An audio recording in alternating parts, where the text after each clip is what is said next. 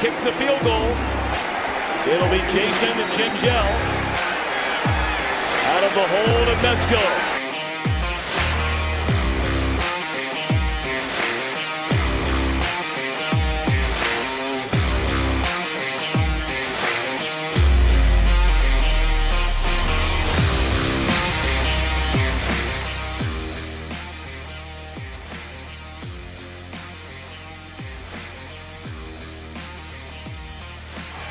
Good snap, good hold, and the kick is blocked.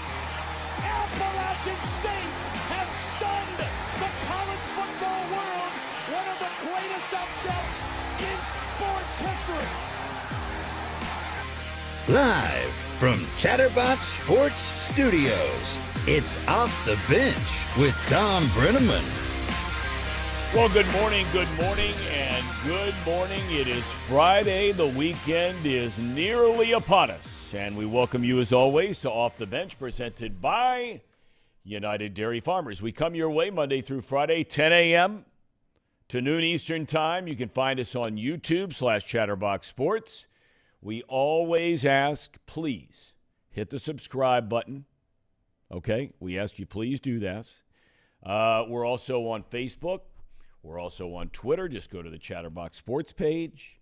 If you prefer to join us in podcast form, by all means, please do. Just search up Off the Bench with Thom Brennaman, and you're dialed in. Bengals will leave town tomorrow, back on the practice field today. Now, yesterday, it's still T. Higgins, Tyler Boyd, Joseph Asai, Trent Taylor listed as limited on the injury report, whatever that means. Mike Hilton did not practice yesterday. We told you Hayden Hurst is out of the walking boot, but he's not going to play. And don't know what the deal is with Joe Burrow and this elbow issue. Hopefully no big deal. The Buccaneers, as we told you yesterday with Matt Matera from down in Tampa, have injuries everywhere, especially on defense, which includes 3 of their top players on the defensive side. Game time in Tampa is set for 4:25 on Sunday. Casey, Paul, good morning, men. Thom, how are you today? Very well. You guys okay? Yeah, we're doing good today. You seem a little rattled, Casey. You all right? I'm just tired. Right out of the gate, you're a little rattled. What's the deal? I'm just tired today. Tired. Just tired. Okay. Well, I wish we had the... Much like this show. You're just tired. Tired. I need to add the tired button. We have a tired button right here. We Just just need to clip it. give me your best tired. It's all tired. It really is. It's all tired. Why is the chat and all that stuff not coming up here? Uh-oh. I mean, I got my son's computer. All right, hold on. Whole 9 yards. Maybe this is it right here. Nope. Hold on. Makes it loud. Is that it right there? No, that's yesterday. Thom, this is thrilling television. Here we are. There we go. Okay, we're all good. All right. We're all good. Thank you. Man, we got lots of folks already dialed in today. What's the line, by the way, in that Bengals game? Has it changed at all? Let me see. It's 3.5, I think. 3.5. Okay. All right. And again, this computer, my son's, I'm sorry, forgive me. I mean, he's got all his little stickers on this thing, but hopefully we got that figured out and turned down the volume. No, we haven't. It's still on. Can you guys hear that? Yeah, Please. I mean, this is ridiculous. I am so technologically inept. It just makes me sick. Okay. Well, let's get off to a better start. Good morning. How's everybody doing? Thank you, Mom. All right. Elsewhere in the division, Tyler Huntley has been cleared in concussion protocol. He's scheduled to start at quarterback for the Ravens tomorrow. That's a Saturday game in Cleveland. Lamar Jackson, he's out.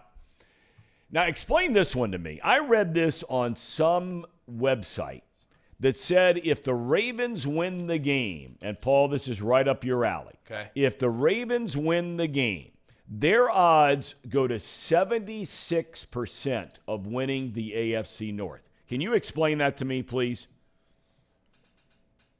I mean, they got to play the Bengals again. Yeah.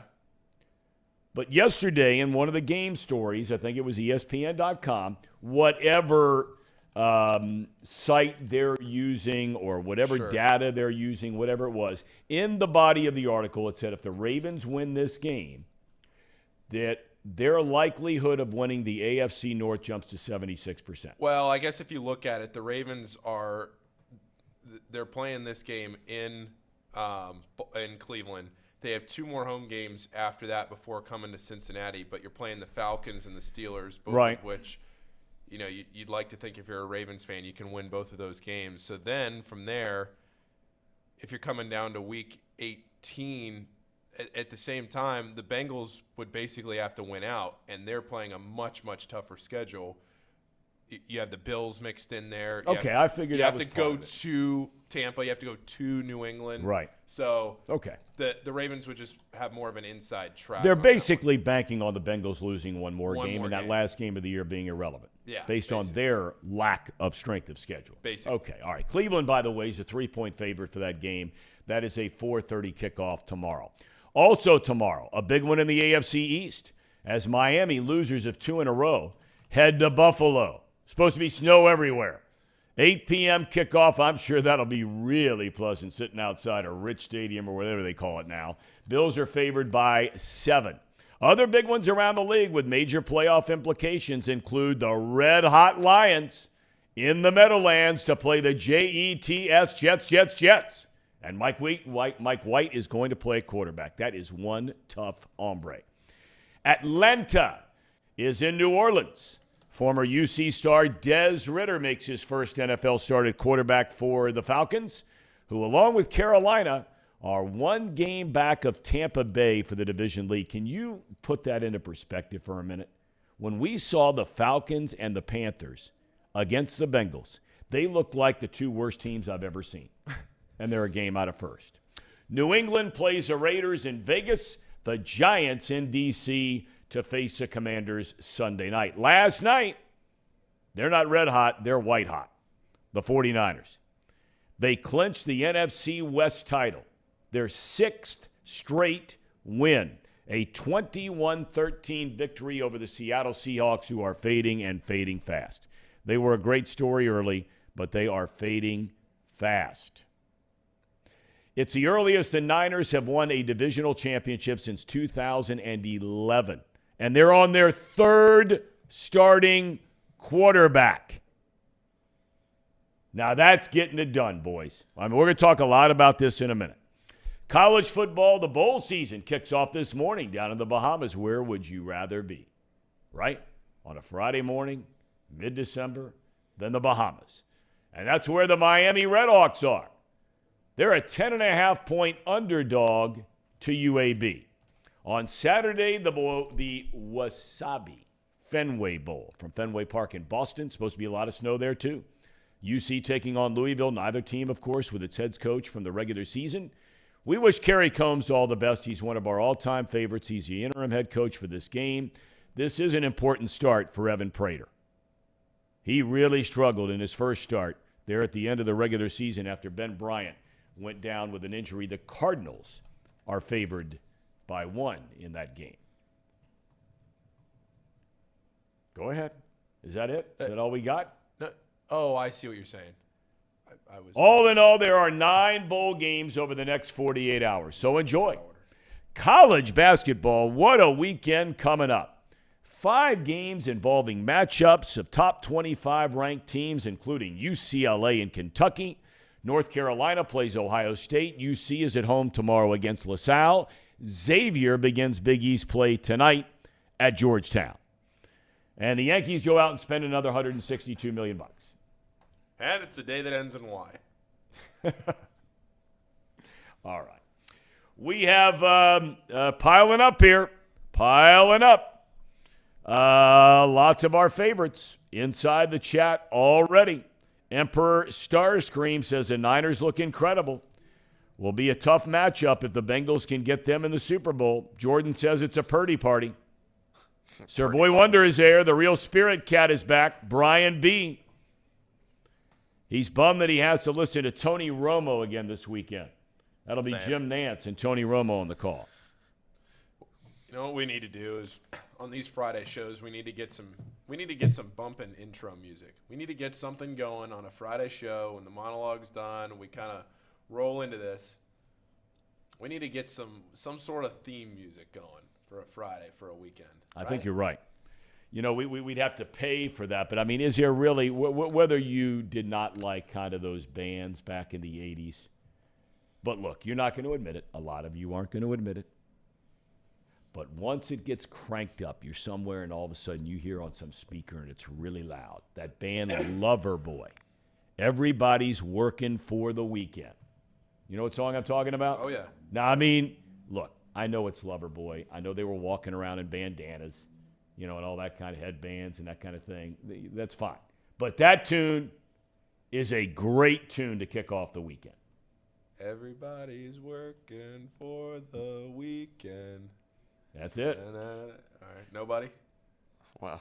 Everybody wants a little romance. No, it's a big league song.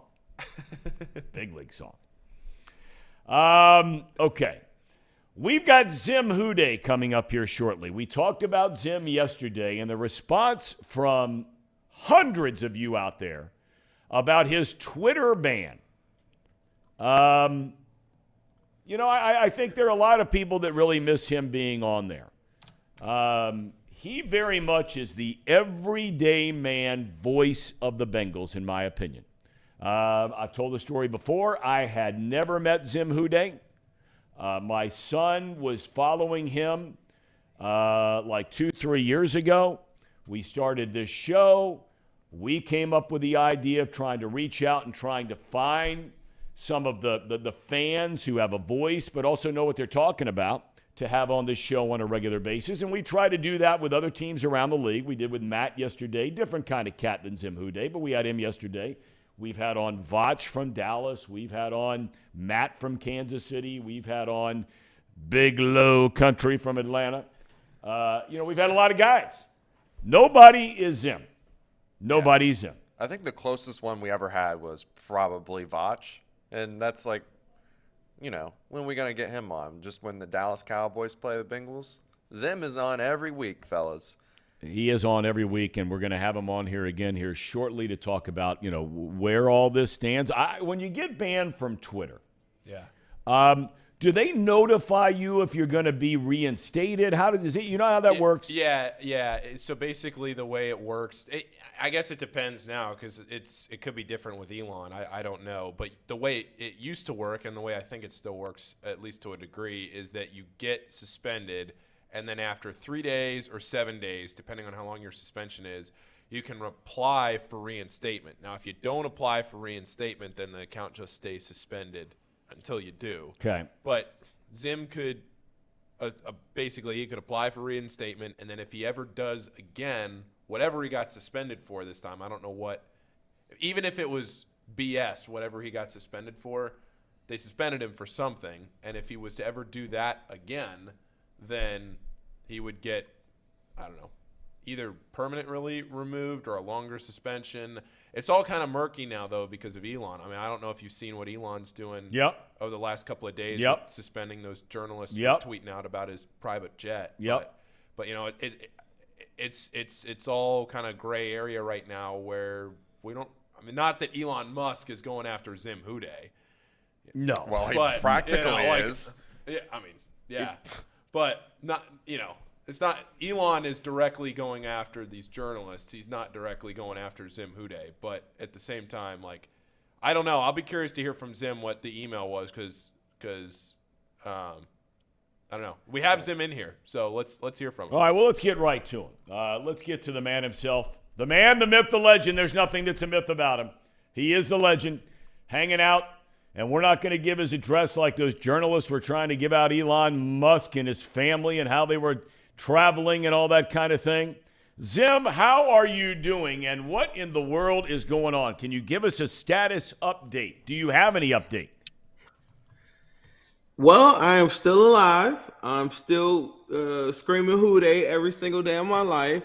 If you all, you know, you do know I have been suspended from Twitter. But I don't think Elon's against me. I just feel like a couple people that were upset that I just did my thing, and they got together and like collectively like reported my account because I've never been suspended before. I never had no offense or nothing like that. And I created my Twitter account probably like 10 years ago. I just started going on it like 2.5 years ago. People think like I've been there. Like I just started really going on there the last 2 years, 2.5 at the beginning, but I never been suspended before. That's what's so weird about it to me. It wasn't like a violent attack. I wasn't saying, it wasn't a slur. It wasn't none of that stuff. And then I just wake up, my account is suspended. I feel like a bunch of them Browns dudes just mass reported it and treated it like a thing, like, I don't know, like something bigger than what it was. And because of all the Twitter people that worked at Elon letting all them people, I think the review process is a lot different because I was listening to some of that. There is a 3-day period. They gave me an update, and they were like, well, yeah, like your account is suspended. Like you're not getting it back. That's what the email from Twitter says. But I've been told, I had a guy that we like, he's a statistician. He had his account suspended too, and he said he just kept on appealing, and it gave him the same messages. I've been trying to talk to some people higher up though in the last couple of days to see, can I get somebody from Twitter to just review it? Because I'm really confident they just go look at it. They'll be like, oh yeah, it's like nothing crazy. It's just so. I mean, at cursing the end of the day, in a tweet. At the end of the day, if I hear you telling it right, this is really no different than some of the back and forth that you have with fans, whether it's the Steelers or whether it's fill in the blank, doesn't make any difference, Ravens, that kind of thing. It's just that this time a group of people decide basically en masse that they're going to file whatever it is they file or log a complaint or whatever it might be. I mean, there's nothing different than most of the time that you're going at it and having some fun and jabbing some of the fans of other teams, right? No different, bro. It's the same exact thing. I noticed, though, like, after that game, I was like, man, the energy was kind of weird. I would be posting, like, Bengals stuff, and then it Browns people like underneath a tweet and be like, Cam Taylor-Britt isn't as good as your. I'm not even saying anything. I didn't even have a tweet about the Browns. Even after the game, I went to their Twitter space because I feel like everybody was going to look at me like I was going to be like, oh my God, look at us. Like, I'm not that guy. After the game, I went to the Twitter space. I was like, hey, just want to congratulate you guys on, getting out of the game healthy, shake your hand. I think y'all gonna be a thing next year. They didn't even. I felt like they were acting weird towards that. Then I went back to the Bengals thing and just went to go celebrate with our guys. Nobody was talking crazy about them, and I just think that it really hurt them that they knew that the bank like that was the totality of their season, right. And they understood like our season is really over, and the Bengals ended that, and there's nothing I could say to make them feel any better about it. Well, I've been told in private circles that Elon Musk is a regular viewer of this program because he knows there's no disinformation, there's no misinformation. We just lay all the cards out on the table, equal opportunity employer here, and let you make the decision. All right. If there's anything, Zim, if there's anything at all that any of us here on Off the Bench can do, we have your back. You're our guy. You're one of our guys. You're on the team. So we good? Appreciate it, man. I was doing a show yesterday, Cincinnati Pod, and I think it was Trace or someone from Chatterbox came in and gave a great donation to our show. We had just interviewed my guy Joe Mixon. So yesterday was a really, really good day, I think, for content creators like myself and Chatterbox. I know y'all always got my back, so I really, really appreciate it. Like I said, if anybody's watching this, somebody that works at Twitter, I promise you, I'll show you the tweet and everything like that. Nothing egregious, regular tweeting, action. But I really do appreciate your support. Hey, buddy, we love you. All right, now let's shift gears here to this one in Tampa Bay. We had a guy on yesterday who covers the Buccaneers every single day, has for years and years and years. And he was talking about, the whole state of the Buccaneers, whether it was Brady coming back after he had retired, all the issues along the offensive line. Now, all of a sudden, lots of issues as far as injuries are concerned on the defensive side. What are you looking for here this week from the Bengals? We don't know if Boyd's going to play. He says he's going to play, but we don't know. We don't know what the state is of T. Higgins. Hendrickson looks like he's not going to play. Hurst is not going to play. What are your thoughts of going down to Tampa facing a desperate Tom Brady and the Buccaneers? I really feel like this is a game where the defense, once again, I don't know if we got into this, but I think I was, talking about how well the defense I thought played last week. Yep. This is another game where the defense has to be able to carry in those moments because Tyler Boyd thinks that he'll play.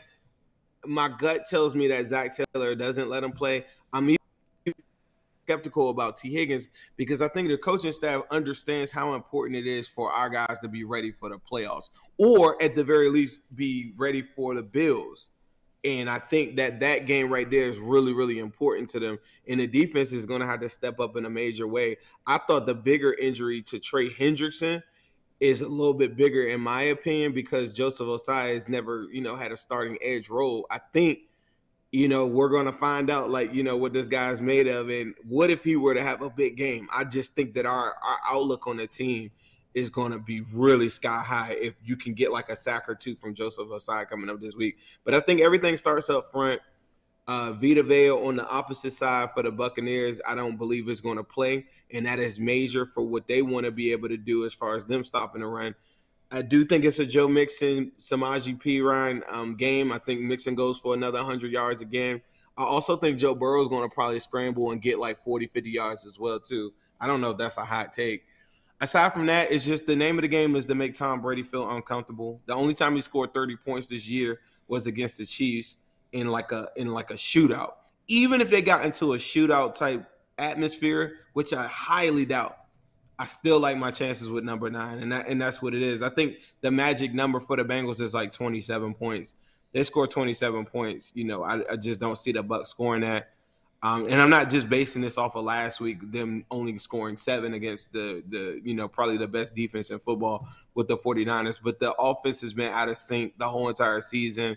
They've had many, many injuries in the secondary. They're getting a couple guys back. But at the same time, they got guys like Murphy Button and different guys in their secondary that have been practicing limited all week.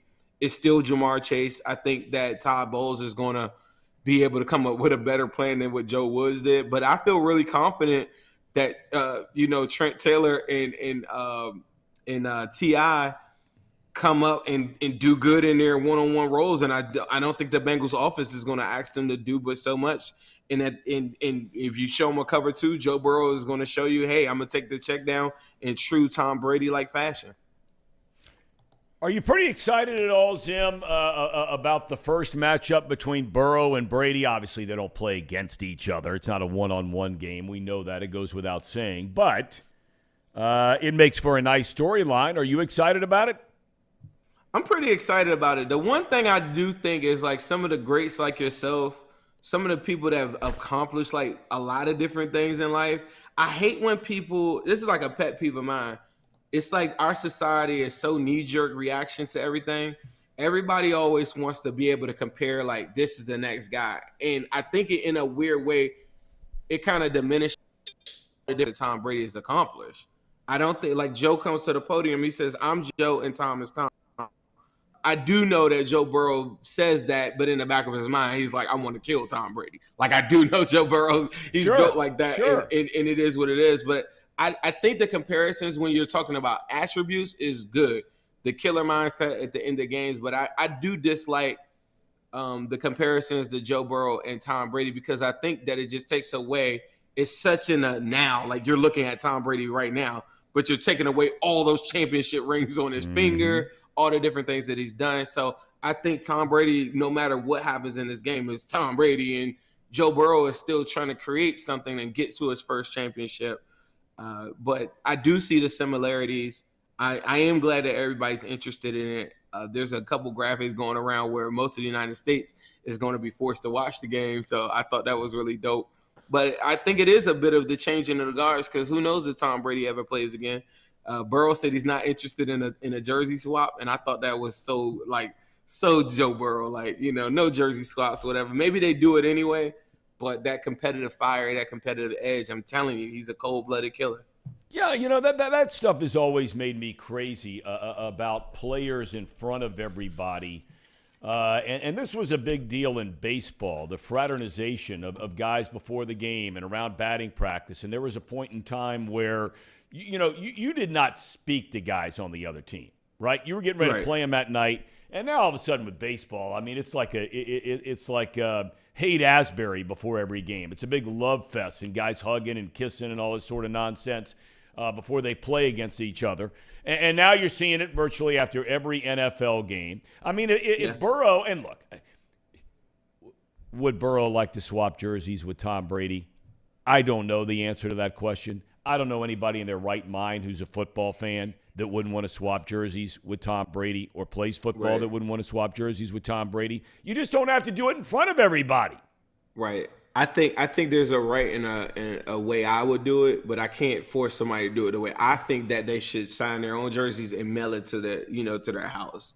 That's the way I look at it. But you're right. As much as I love LeBron James, the difference between this generation of basketball players is when I was a kid, Michael Jordan wasn't fraternizing and being cool or chilling. He wasn't doing none of that stuff like before or after the game. No. And when he lost, he shook your hand, but he got out of there quick. It wasn't no smiling. It wasn't no secret handshakes of what we used to do at AAU basketball. I feel like as great as LeBron is, he's like one of the main he's the main like offender in that, where he's made it like this friendly environment, like before, after the game. Even him and Draymond Green, they should hate each other, but for whatever reason, they get on pods and stuff, and they're like real buddy. And I just think to myself sometimes, like, rest in peace to Kobe. Like, Kobe would never do that. Like, none of that stuff. Like, and you tied it in with baseball too. It's like the same thing, Yeah. I mean, Pete Rose wasn't out there. I'm not that guy. Hank Aaron wasn't out there. Willie Mays wasn't out there before games. And there were a lot of people saying, oh, Brennaman, you sound like an old man. I am an old man. But I just think there's a place to do it. There's a place to do it. There's a place for it. It just doesn't have to be in front of the whole world to see. Right. All right. I got to tell you, Zim, you seem a little neutered today. Really? Yeah, I mean, I'm a little worried about you. When things like this happen, and Lord knows, I mean, I've been through different stuff at different levels. We all have. Everybody out there watching. We all go through what we go through, and you try to keep putting that foot forward, but you seem a little neuter today. So I'm a little worried about you. So I am going to do it out in the open. We are going to fraternize and extend, hope and joy and peace, especially this time of year. Are you really okay? Yeah. I'm really good. I'm fine. I will say, everything does happen for a reason. But I think the way you're feeling like that, honestly, it is earlier than what I normally probably come on. I haven't had coffee, so I'm not as wired up. Okay. 2, I don't feel like this Bucs game is like I just don't feel like they're as good as the Bengals on any level. Like, maybe a healthy Bucs team with Ryan Jensen, who hasn't played the whole entire season. Like, sure. I just think there's some things that I worry about with it, but it's hard for me to get really riled up. Like, you remember in the Browns game last week, I wasn't really riled up because I just don't feel like they're on a level. Like, catch me when we play the Bills or something like that. I feel like I'm going to catch you when they play the Bills. Like, I'm a competitor, man. Like, if you're not like on the same level, whatever, it's hard for me to get riled up. And I think that's what made the Browns feel like a little slighted. I was telling them the truth. I was like, you guys really aren't a good team. Like, you guys have only won 5 games. Stop telling us that you could win out and go to the playoffs. Like, your season is virtually over and nobody likes your quarterback. I'm not here to mentor these guys. I'm here to like tell them the truth. And sometimes the truth hurts. If the Bengals suck, people gotta hit me sometimes. When the Bengals suck, they be like, Zim, I think you should tone it down a little bit. They're not really that good. I'm like, all right, let me take a deeper dive in it. So it's not that the Twitter thing too, it is. I will tell you the bright side of this. I have gotten a lot more work done. I'm working on a real big project. I was telling my guy last night, I'm working on a really big project and it's like 100 pages. And from a construction standpoint, there are details. There's this one page I've been on for like the last 2 hours, just making sure I got all of my costs and all these.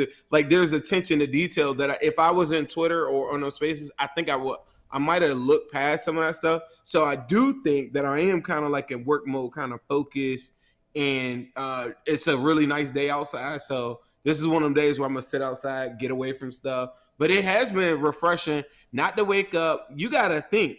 I go on trips.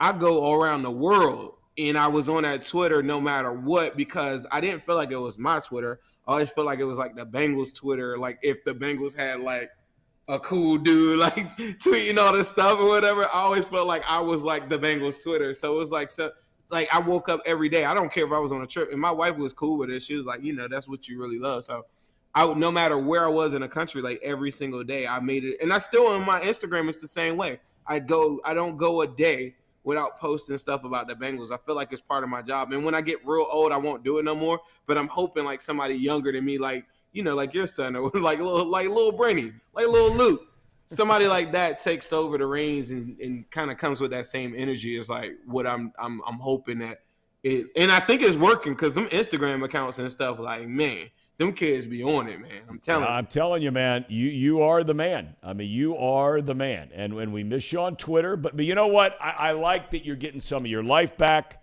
because, I wish you'd share some of that with a lot of our kids out there. Get off the phone and start doing some other things, and you'll find out you don't miss a phone. So. These kids don't really want to be on the phone and playing video games as much. If you give all of these kids, like, an option to go do something else, like, hey, let's go outside and play flag football real quick. Let's go play but I feel like it's up to we get so complacent and like, all right, they're on their phone. I'm going to just let them do their thing. Anytime that you give kids like an opportunity to be active with something else, I promise you, if somebody's listening, you got kids, they love it. They just, they're not at the age yet to make those type of decisions. So what's easy? I'm laying down, I'm playing a game, whatever. I don't have to really think about the process.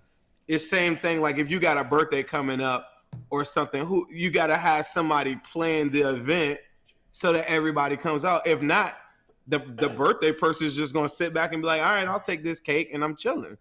So it's like sometimes you need like a engine to kind of make the kids go out and do stuff. That's why I said I used to send the kids like videos and stuff when I wanted Jamar Chase to go to the Bengals. I would send them hype videos and I'd be like, hey, go post this on your Instagram and stuff like that. Yeah. Because I was like, the more people we get to do that. And then they started being like, all right, well, I'm going to go edit some videos and stuff like that. And telling you, give kids something to do, they will take advantage of it. Nobody really wants to be locked inside all day. Well, there's no doubt about it. Well, Zim, we love having you here. We got your back, as I said earlier. Have a great weekend. Get the Bengals a win, number 10 on the year. And we move on next week to New England. All right. Keep the countdown coming. The pound free Zim, the day 4, whatever. Keep it coming. I love it. I love it. I think it's dope. Zim. Yes. Leader of men. Bengals Let's fan. keep that Zim, countdown going. have a great day, my man. God bless you. Peace. Hey, look, Talk to you. I might have to get on the hotline, the off the bench hotline, and reach out to Mr. Musk. I'm going to have to do that. And just say, hey, look, I know you got a billion other things to worry about, including running some of those clowns out of there who used to work there. And, look, you got a lot on your mind. But, Elon, can I call you Elon? Let's free our man Zim. Zim Hude. He's a regular guy, hardworking guy. You just heard. He's pouring over a 100-page document, construction details. You imagine construction details? Now, your dad knows construction details, right? He does. Yep. Does that mean you grew up learning how to do all that stuff? You kind of a handyman kind of a guy? Yeah, I know a thing or two. Okay. And Paul, you? Probably not. What gave that away, Tom? Yeah, it's just a guess. Absolutely not. God, I wish I was. Look, every parent has their strengths and weaknesses. But what happens is when it comes to being a handyman kind of guy, right? That normally is handed down generation after generation. Casey's going to do the same thing. Good Lord willing, he and his bride-to-be have kids one day because he knows how to do it. I never learned how to do it from my dad. It's not indicting my dad for anything. But Zim obviously has that skill, and I've always been amazed. I used to say all the time when I was traveling around on TV, and you get around the Troy Aikmans and the Bride Billings and Chris Spielman and Charles Davis, all these guys, all talented guys in their own way. But the guy that I would always find myself most fascinated by was a guy who's called the technical producer. He's a guy that when that truck pulls up to fill in the blank, whatever stadium's out there, ballpark, whatever, right? And all this equipment is loaded into this truck that's just been driven from Lord knows where, like in the NFL. If I had a game in San Francisco on a Sunday, and then the next week, the game I'm doing is in the Meadowlands, okay? We had 2 truck drivers that would drive that truck from San Francisco during the week all the way to New York, okay? When that truck pulled up, it's loaded with all the equipment inside, right? Boxed up perfectly, everything in its place. There's one guy responsible for making sure that everything works. From the time you plug into the power to the time the red light goes on and the cameras and the audio board and the monitors in the TV truck and everything in the booth, the microphones, the graphics machines, the replay machines, all of this stuff. One guy has that title. He's the technical producer, and that's the guy you want to make sure you're tight with. But I always found what he did, he was the single most amazing, interesting person for me that we would travel with each and every day. Okay. Casey was kind of on that side of things for a little while, weren't you, Casey? Yeah, a little bit. Yeah. I mean, I never got into the hardcore professional scene, but I did a lot of college events. Yeah. So there we go. Look at us. All over the board. Just filling it up. Grinding. Sports media. Professionals. Somebody's talking about my fit today. Ooh. You know? I mean, I have a lot of similar shirts just like this one. So if you're getting wrapped up in it. I ran some of that stuff, by the way, with my son. I told him about some of these things. Yeah. Slap, slaps, slapped, you know, Slaps. right? Yesterday, fit. Do we have another one today? We should. We're going to. Do we have it, Casey? All right, well, let's don't get into it now. No. We have lots of picks coming up later today. We thank Zim Hude, as always, for his time. Wish him a great weekend. But we're starting today. We're going to pick every college bowl game. And the bowl season actually begins in a little less than an hour with Miami of Ohio kicking off the bowl season against UAB. Really happy for, is it Coach Martin, right, at Miami? Yes. We had him up early in the year. Really good guy. He was on the show early this season before Miami played UC. Look, Miami of Ohio sports, I got to tell you, I don't know what's going on up there. And, you know, the old ad, chicken or the egg, do the fans show up? You win, you win, then they show up. As far as school spirit is concerned, Miami of Ohio is got to be near the bottom 10 of major conferences in the country. And believe me, I don't like saying that. I mean, I remember there was a time when you went to a game at Millett Hall in basketball. I was at Ohio University. My same 4 years at OU were the same 4 years that Ron Harper played for Miami of Ohio in basketball. And OU and Miami were the 2 best teams in the league every year. 2 of the years I was in college, out of the 4 I was there, 2 of the years OU won the regular season. Those same 2 years, Miami won the tournament. The other 2 years, Miami won the regular season. OU won the tournament. So every single year, one of those 2 teams, if not both in one case, went to the NCAA tournament. So I remember walking into Millett Hall. I remember walking into Miami football games when that place was jumping. And now not so much anymore. You been to Millett Hall lately, Paul? No, but I do watch the games, and it's a tough scene. It's a real tough scene. And so Coach Martin, good for him to take over that program. He's starting to do a lot of good things. Yep. I know that the administration's behind him and the athletic department's behind him. I hope the student body starts to get behind him.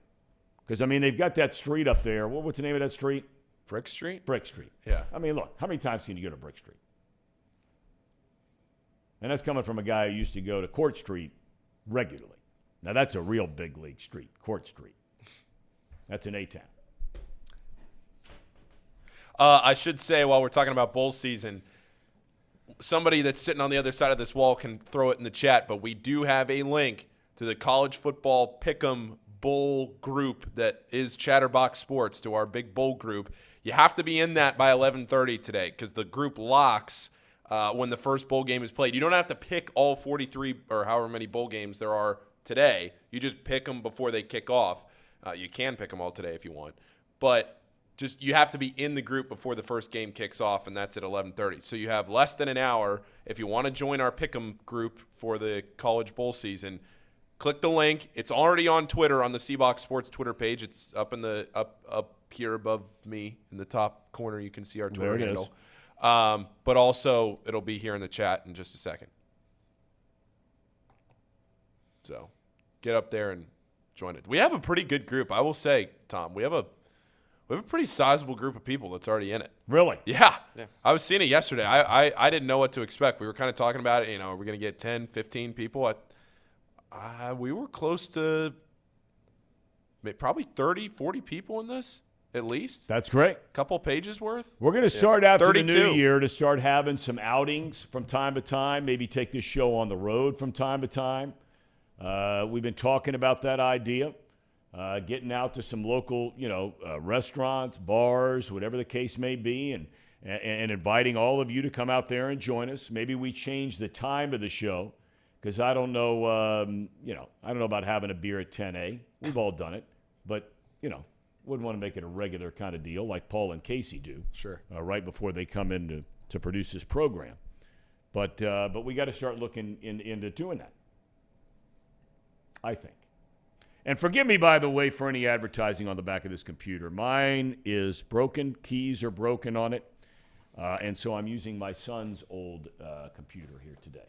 He's got all his little decals on the back, and I'm trying to keep those off there so we're not handing out free advertising all the time. Fellas, the NFL has 3 games tomorrow, and I know we're going to get into picks a little bit later on, okay? But I brought up earlier that the Ravens, if they win this game based on, the rest of their schedule we talked about a minute ago, based on the Bengals schedule the rest of the way, even though they have identical records right now, Baltimore owns a tiebreak from winning the first game. If they were to both win out till you get to the last game of the season here in Cincinnati, Bengals beat them. Bengals are the division champs. And more than likely would have a very serious chance of being the number 1 seed. This Cleveland-Baltimore game tomorrow, there was some debate as to whether or not Huntley was going to be able to play quarterback, and they were going to have to hand things over to Anthony Brown, who was signed as a free agent rookie quarterback out of Oregon, I believe it is. But now all of a sudden Huntley's back. I know the Browns are at home, but I think Huntley has proven enough. I know everybody likes to go back to last year when he started his first game when Lamar Jackson was hurt. He beat Chicago. Then he lost 4 games in a row to end the season, okay? 2 of those games were by a single point. But now all of a sudden, he takes over for Lamar, and they just find ways to continue to win. Are you guys surprised Cleveland is a favorite in this game, even though they're at home? Last time I checked, the Browns are 5-9. Is that right? They're 5-8. 5-8. And the Ravens are 9-4. They just continue to win no matter who plays quarterback. Paul, what is the money telling us in Vegas about this game? I'm pulling it up right now. I'm not shocked that they're favorites, but let me check it out. Okay. The money. Oh, here we go. More bets. 64% of the bets on Baltimore. 62% of the money on Cleveland. Sharp money coming in on the Browns. Really? Yep. A lot of people like to say, and Casey is at the very front of this line, that, the Ravens aren't very good. That they just continue to win ugly and, all this kind of thing. The last time I checked, Casey, they just find a way to win. They find a way to adapt. If they've got a rookie quarterback, we're going to run it for 250. Our defense is going to shut you down. And if it's 16-13 or 10-7 or 13-10, we're walking off into the locker room after the game with a win. Don't you think the Ravens come away with a win again this week, Casey? You know, it is kind of tough. I was surprised with the line that the Browns were favored by 3. I just looked up. There's really no notable injuries except for 2 offensive linemen for the Ravens, Morgan Moses and Kevin Zeitler, ex-Bengal. Those are kind of big deals, both starters. But with the Ravens, they have a really great running game, and I'm not sure. I mean, if the Browns were smart, I think they can win this game. I do think they can win the game. I'm with you on that. But it really just depends on if they come out looking like they did against us week 8, where they were just dominant on all phases of football, or if they come out looking like they did last week against us, where it was, rocky play calling. They weren't really able to run the ball. They were able to move the ball a little bit, throwing it, but Deshaun wasn't quite all the way there yet. A lot of it depends on Deshaun, right? So for me, I'm surprised that it's not still favored by the Ravens by like a point or 2. So when we do make our picks, I think we all know who we're picking on this one, just because of how surprised we are with the line. I know you said you weren't, but yeah.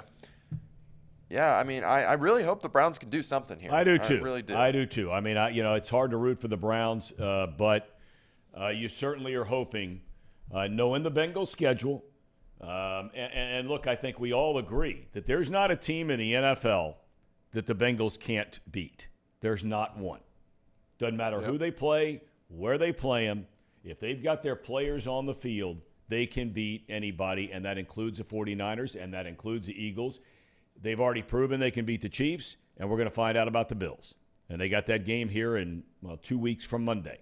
But they've got a couple of big games between now and again. Our Bengals report is brought to you by Encore Technologies. Encore Technologies provides IT solutions for a data-centered world with a suite of services from mobile computing to desktop to data center.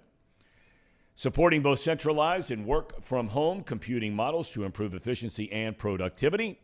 Visit Encore.tech. The path to innovation begins here. We're going to take a timeout, and when we come back, we are going to talk more about this Bengals game. All of a sudden, Mike Hilton's not practicing, right? We've seen Cam Taylor-Britt get a lot of playing time after Awuzie went down. And now there's a lot of conversation that Dax Hill is going to get a lot of playing time this week. What does that mean against Tom Brady and the Buccaneers? Now, am I throwing it to you guys here, or what do we do? You have so many new things every day. I'm not even sure what's going on. We haven't run an ad yet, so we're going to run UDF. All right, first. Good enough. Back in a moment. Yep. At United Dairy Farmers, we've perfected freshness in our family bakery, where we use only the finest ingredients, like thick, high-quality glazes on our signature donuts, before delivering them fresh from bakery to store every day. UDF, made for you. If your AC or furnace is struggling, turn to the experts at Bartell's Heating and Cooling. Their certified technicians get the job done right the first time. And if you need a new unit, Bartell's will give you upfront pricing with no hidden fees. Plus, ask about Bartell's 0% interest financing for 60 months. Learn more at bartellsheatingandcooling.com.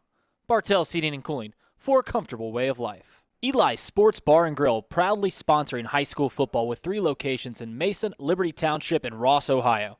Our 10-foot screens guarantee a great view from every seat in the house. Eli's Sports Bar and Grill, the best place in Cincinnati for sports, food, and fun.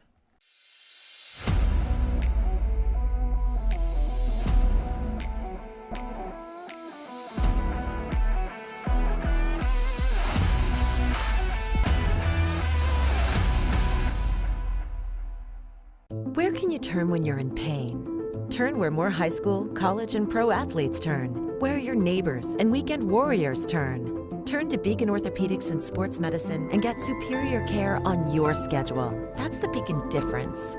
Check out our fresh arrivals at Jake Sweeney Used Cars. Over 250 used vehicles weekly. All makes, all models. From economy to luxury, Jake Sweeney, the original used car superstore.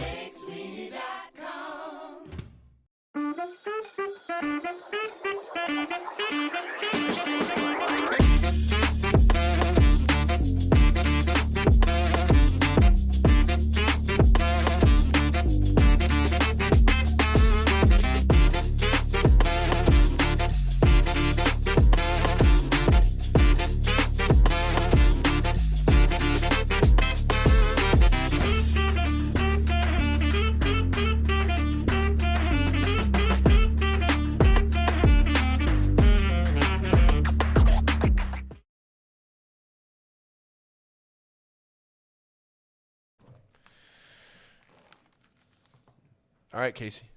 Yeah, we're just We're back. we're back. We just didn't want to roll to the Next break. break because Tom just walked back in. But anyways, you know, We're here, Tom. I was talking to my wife, so I apologize. That's all right. absolutely okay. I tried to call her earlier, and she was out walking the dog. So what are you guys talking about? How's she doing? Everybody's good. You got our daughter home from the Horned Frogs last night. Horned She's Frogs. back on finished up exams. All she could talk about was wishes she was going to that game out in Phoenix. And I said if they get to the national championship, or as she calls it, the Natty. The Natty. That's what all the kids in college call it down at TCU right now. If they get to the Natty, we got to go. Do we need to do a teaching Tom on the Natty? I think he That's knows. that's what everybody calls I it. know what the Natty is. Okay. I know what she's talking about. I mean, I might be short when it comes to things like slaps or slap or fit or something like that, but I know what she's talking about. All right? Okay. There's a little logic involved there. Okay. Okay. Well, Not I tremendous don't have a logic. lot of that, so I'll give you credit there. The Natty. All right, what do we got here? We were starting to talk about, fellas, this. One thing, and I think this is a valid point. Someone here, Emperor, had made the comment: third time is a charm for Watson. We saw a considerable step forward for Deshaun Watson from the first game to the second game. Yeah. I mean, he had gone over 700 days without playing, live bullets, as they say, playing in an NFL game. And the speed and the violence and decisions and all those kinds of things.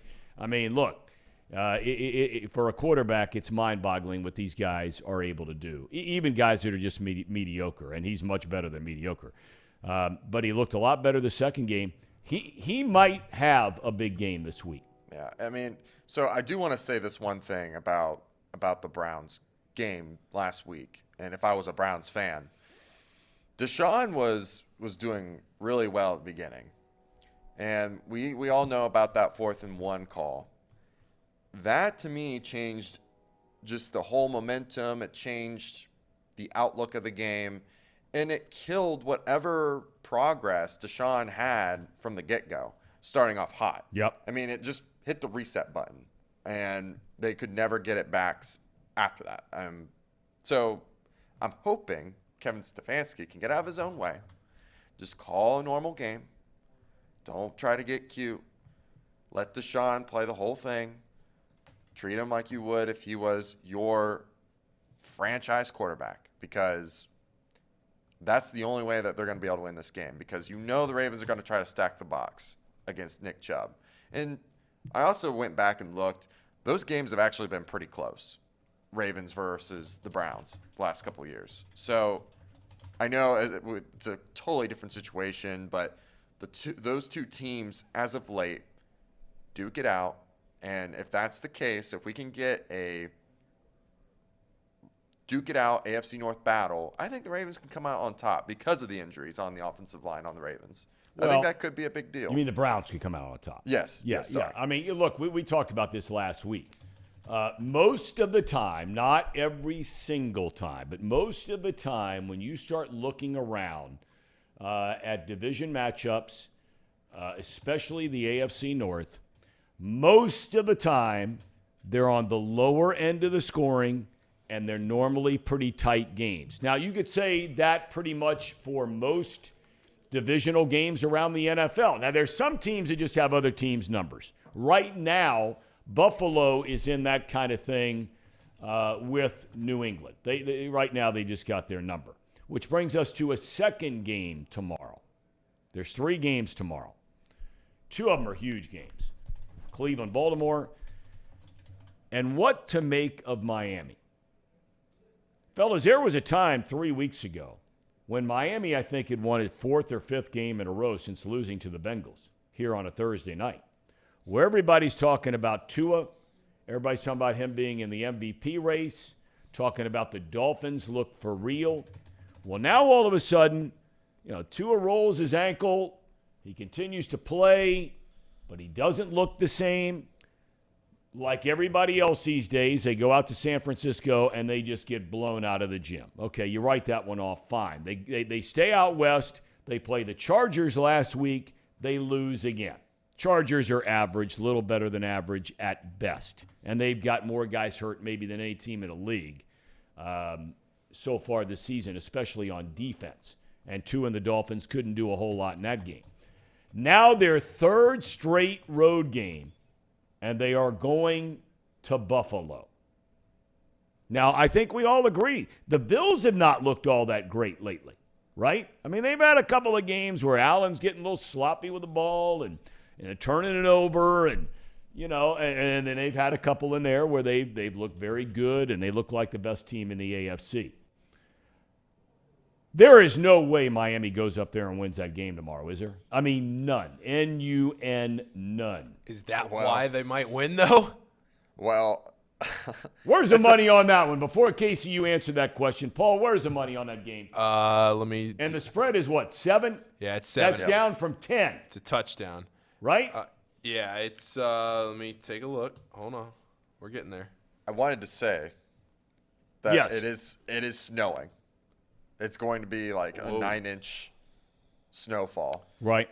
So I think that might have something to do with the game. So 67% of the bets on Buffalo, but it's the flip. 67% of the money on Miami. The Sharps. The Sharps are all over the Dolphins. Now, why would that be? What would make anybody, and look, I'm being serious about this, because I don't know anything about the gambling game. And there are guys that make a lot of money. There are a lot of guys that go broke and they lose their house, they lose everything, and points in between. What information would there be out there? Now, I know Miami beat them the first time. I would make the argument that that's even more incentive for Buffalo this time around, okay? What piece of information or pieces of information would make anyone believe that Miami can stay within a touchdown of Buffalo in December? Well, here's the thing. Looking back through the season, and the one thing I will say is that this game opened at 7.5, at least to the site I'm looking at right here. It opened at 7.5. It's only down to 7, even with all this money on Miami. But the Bills have been pretty terrible against the spread this year. They're 5-7-1 against the spread. But more importantly than that, because 5-7-1, that's just 42%, they haven't covered huge spreads all that often. Okay. They've had 2 10.5-point spreads, a 9.5. I mean, if you look at the last, let's see here. Where are we here? They're playing the Dolphins this week. They have had 1, 2, 3, 4, 5. 1, 2, 3, 4, 5 spreads of a touchdown or larger in the last 7 weeks and haven't covered any of them. Yeah, well, I mean, look, you and I have talked about these before, and you talk a lot about this on your show, Not Too Picky.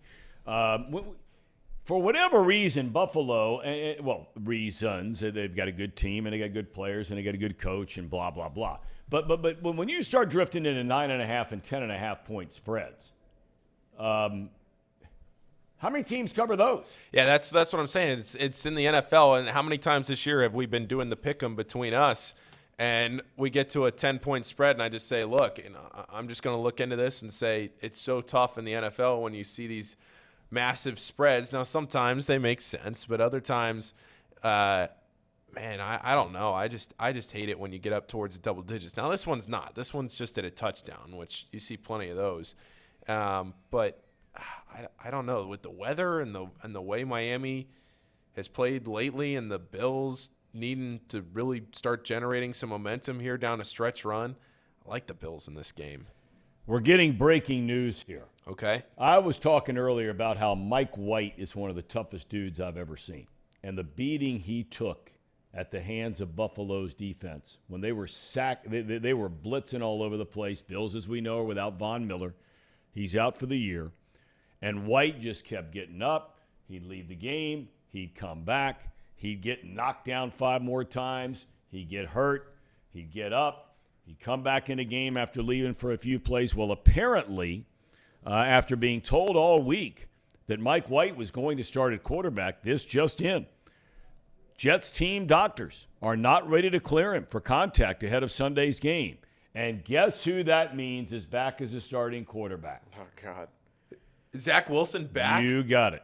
Oh. Zach Wilson will get the start against the Lions. White, you may remember, suffered a rib injury. We told you this on Monday. Wilson has been inactive. I mean, he wasn't the backup. He was inactive, third quarterback. After being benched following that disaster against New England. But he is back as the Jets starter, and here they are trying to get into the playoffs to snap a 2-game losing streak.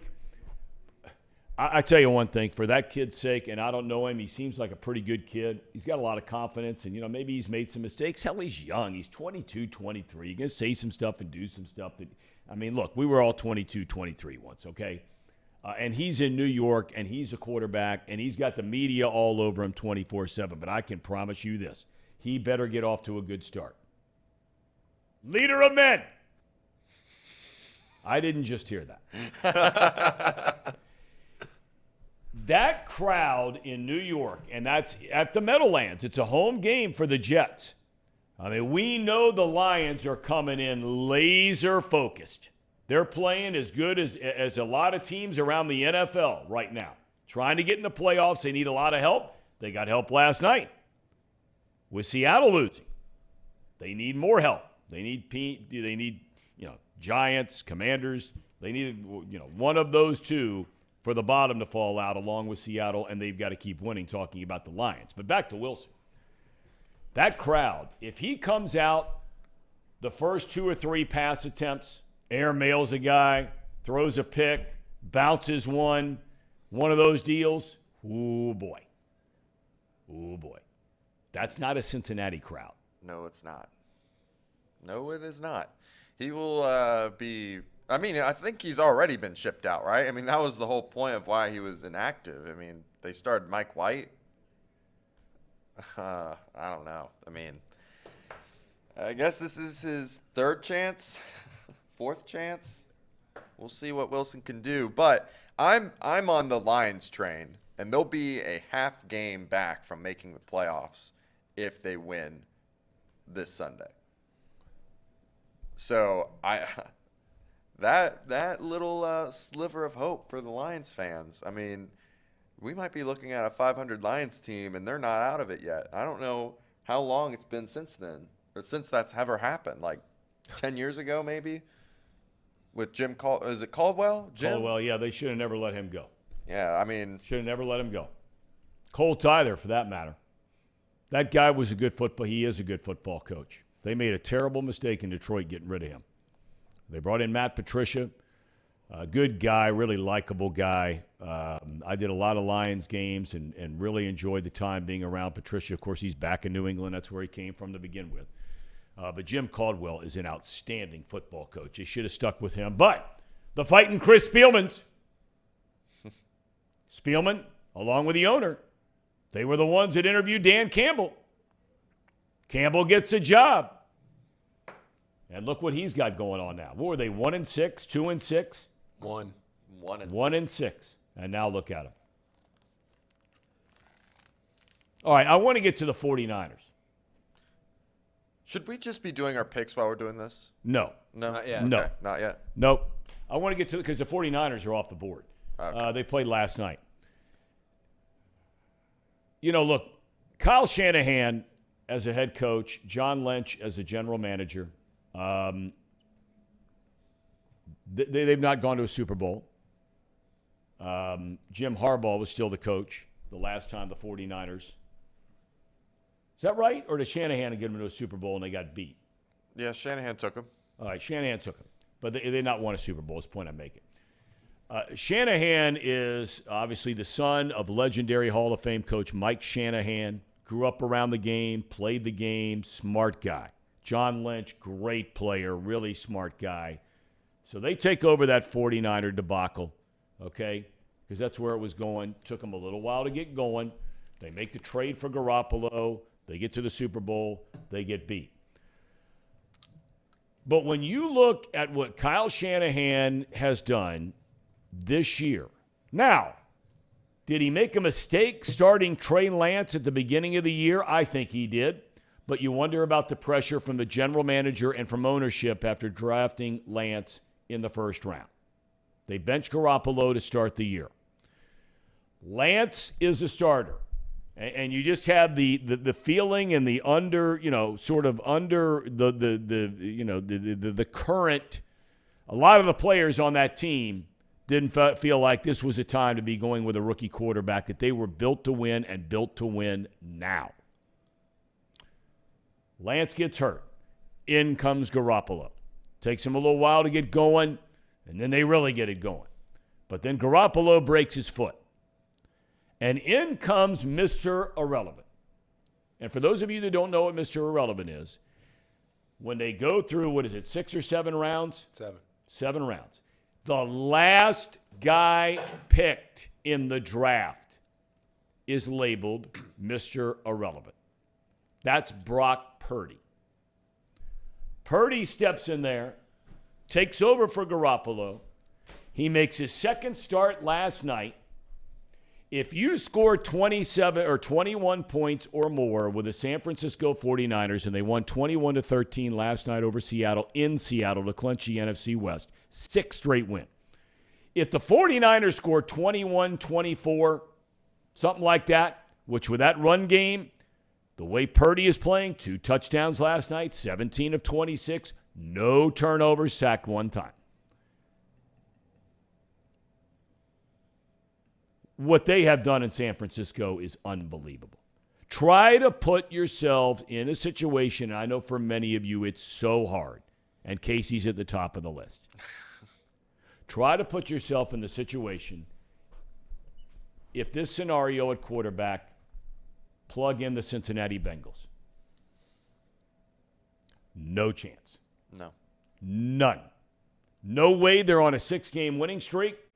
No way they will have clinched their division. I'm not even sure they're in the playoff hunt. I mean, God bless Brandon Allen. He's hung around in the league for a long time. You're not winning anything with Brandon Allen. And I don't even know who's after him. But this is their 3rd quarterback, and they are rolling. Yeah, I mean, it really is incredible what San Francisco's been able to do. It really is. I mean, it's not even just that either to me. It's like just their whole team in general has just been so well put together. I mean, the addition of Christian McCaffrey just has sent this team over the top. I mean, get a guy like Debo, Kittle, McCaffrey. They just all work in tandem. And then when one of them goes down, it's like they don't even miss a beat. Ayuk is still doing well. They just step up and make plays. And it's really incredible. It really is. I will say, however, Brock Purdy is not – he's winning games and he's doing fine. But I will say that he – throw it up there. Throw the damn shot I clock didn't up do there. it. I couldn't do it, Casey. Go ahead, whatever it is. No. Anyways. What is it? So the shot clock – What is it?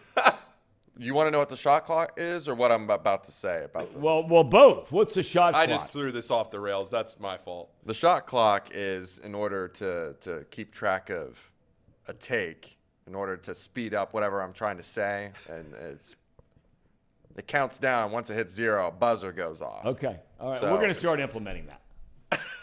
So go ahead. So what are you saying about Purdy? I don't understand how you can say he's doing okay. Well, If a guy doesn't turn the ball over and he throws 2 touchdown passes, I don't know how that's okay.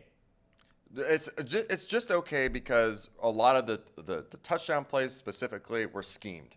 I mean, you're throwing 2 fakes to the That's good flats. coaching. Right, but I'm not saying it's not hard. That's not hard for him to make that play. So congrats on winning, and you're doing the system quarterback job. That is what he is. He's a system quarterback. There it is. He got in under the shot clock. Play clock. Casey, I got to tell you, I don't understand how in the world you don't think I'm only saying it this guy is not. A lot of times you say don't lose the game, right? When you've got now your third string, just don't lose the game for us. Right. I mean, take the Ravens. I use them as an example because they're on their third quarterback.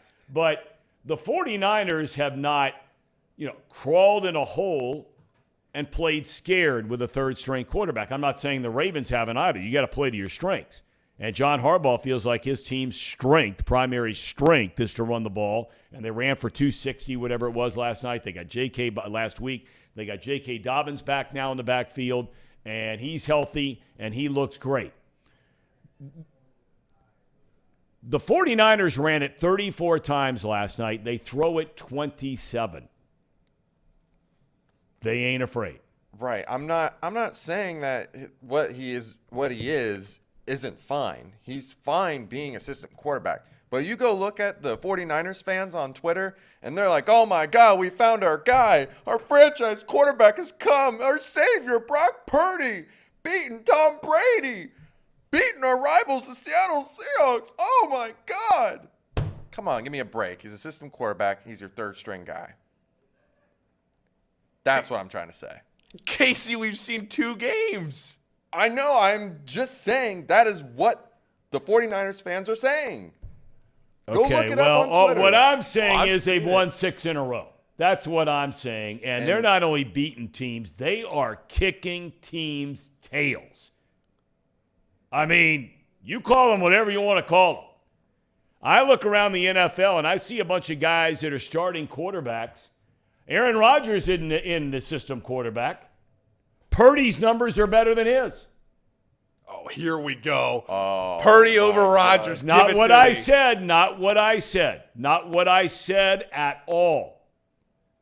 But you can't start saying that when you're throwing it 27 times a game, or 26. He was 17 of 26 for over 250 yards. Okay? Look, you can make the argument scripted plays with it. That's a coaching staff's job. That's their job, is to find plays that work for their teams that take advantage of what they see on film that the other team might do. It's like Zach Taylor running the flea flicker last week.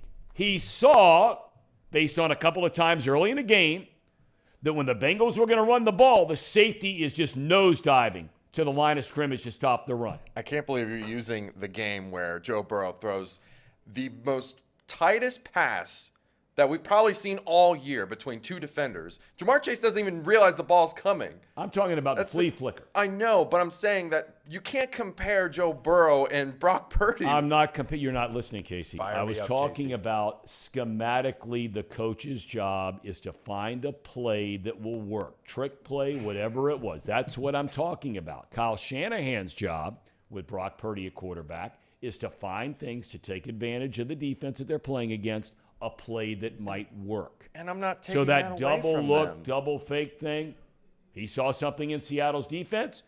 He'd have run that play if Garoppolo was in there. He'd have run that play if Trey Lance was in there. Right. I'm not taking anything away from their coaching staff. I just want to temper the 49ers fans because they think that they found their guy, and that's just not true. The 49ers staff is amazing, impeccable.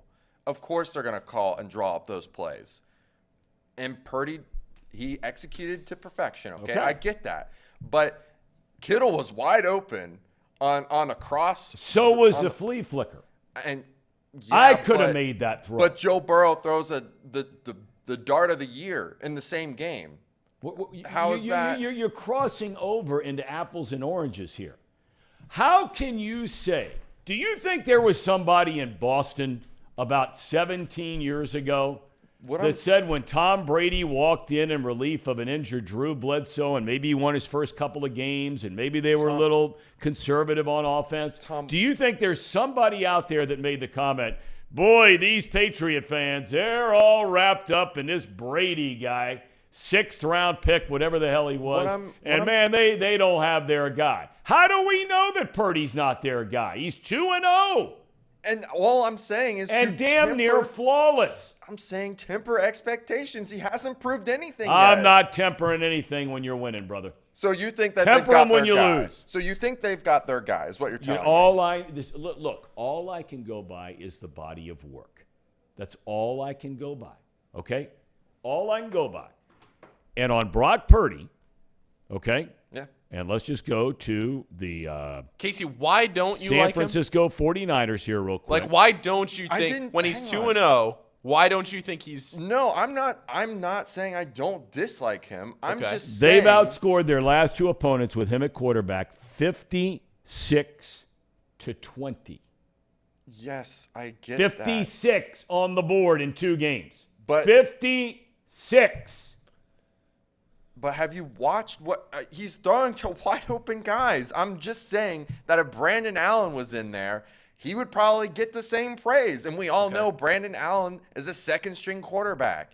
Can we we do know that you're correct in that assessment. We do know that Brandon Allen is a second-rate quarterback, second-string quarterback, because he's proven that. That's what he is. I'm not even sure he's a second-string quarterback, to be honest with you.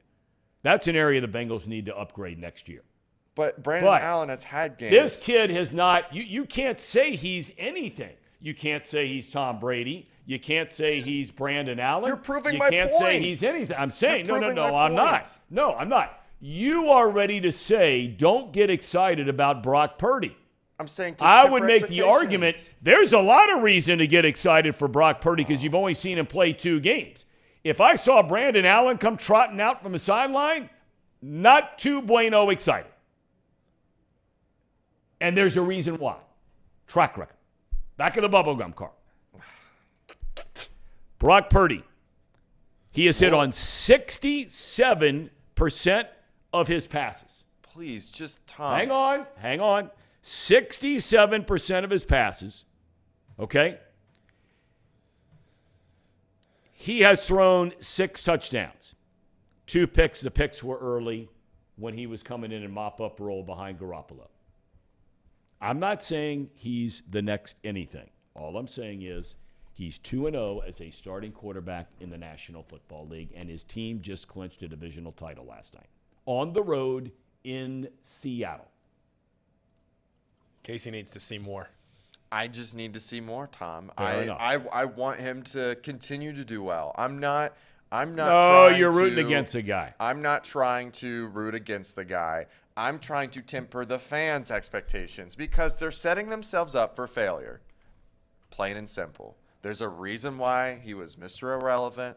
There's a reason why he's your 3rd-string guy and not your 1st-string guy over Trey Lance and Jimmy Garoppolo. Is he better than Trey Lance, though? That's a good question. We'll see. We'll wait and see because I mean, when was the last time Trey Lance played football? It's a good question. Week 2. When the bottom line is we don't know what Purdy is yet. We don't know what he is yet. Exactly. That's what I'm saying. That is my point. Except for 2-0. That is my point. On the road in Seattle. How many rookie quarterbacks making their second NFL start have rolled into Seattle and gotten a win? All I know is a Brock Purdy jersey is $129.99 on the NFL shop, and I'm damn near pulling the trigger. This kid started 41 games in college. 41. Brock Purdy. Iowa State. Are we ready? I like this last thing. And now Ricky Vaughn in the chat room made the comment, I remember when RG3 had a few good games. Ricky Vaughn, he had a lot more than a few good games. And they played him on a shredded knee in the playoffs. On a bad field. I mean, what they did was criminal. It really was. And nobody wants to say it because of who the coach was. And RG3, he went out there and he played. He played. And he gave them everything they had in that playoff game.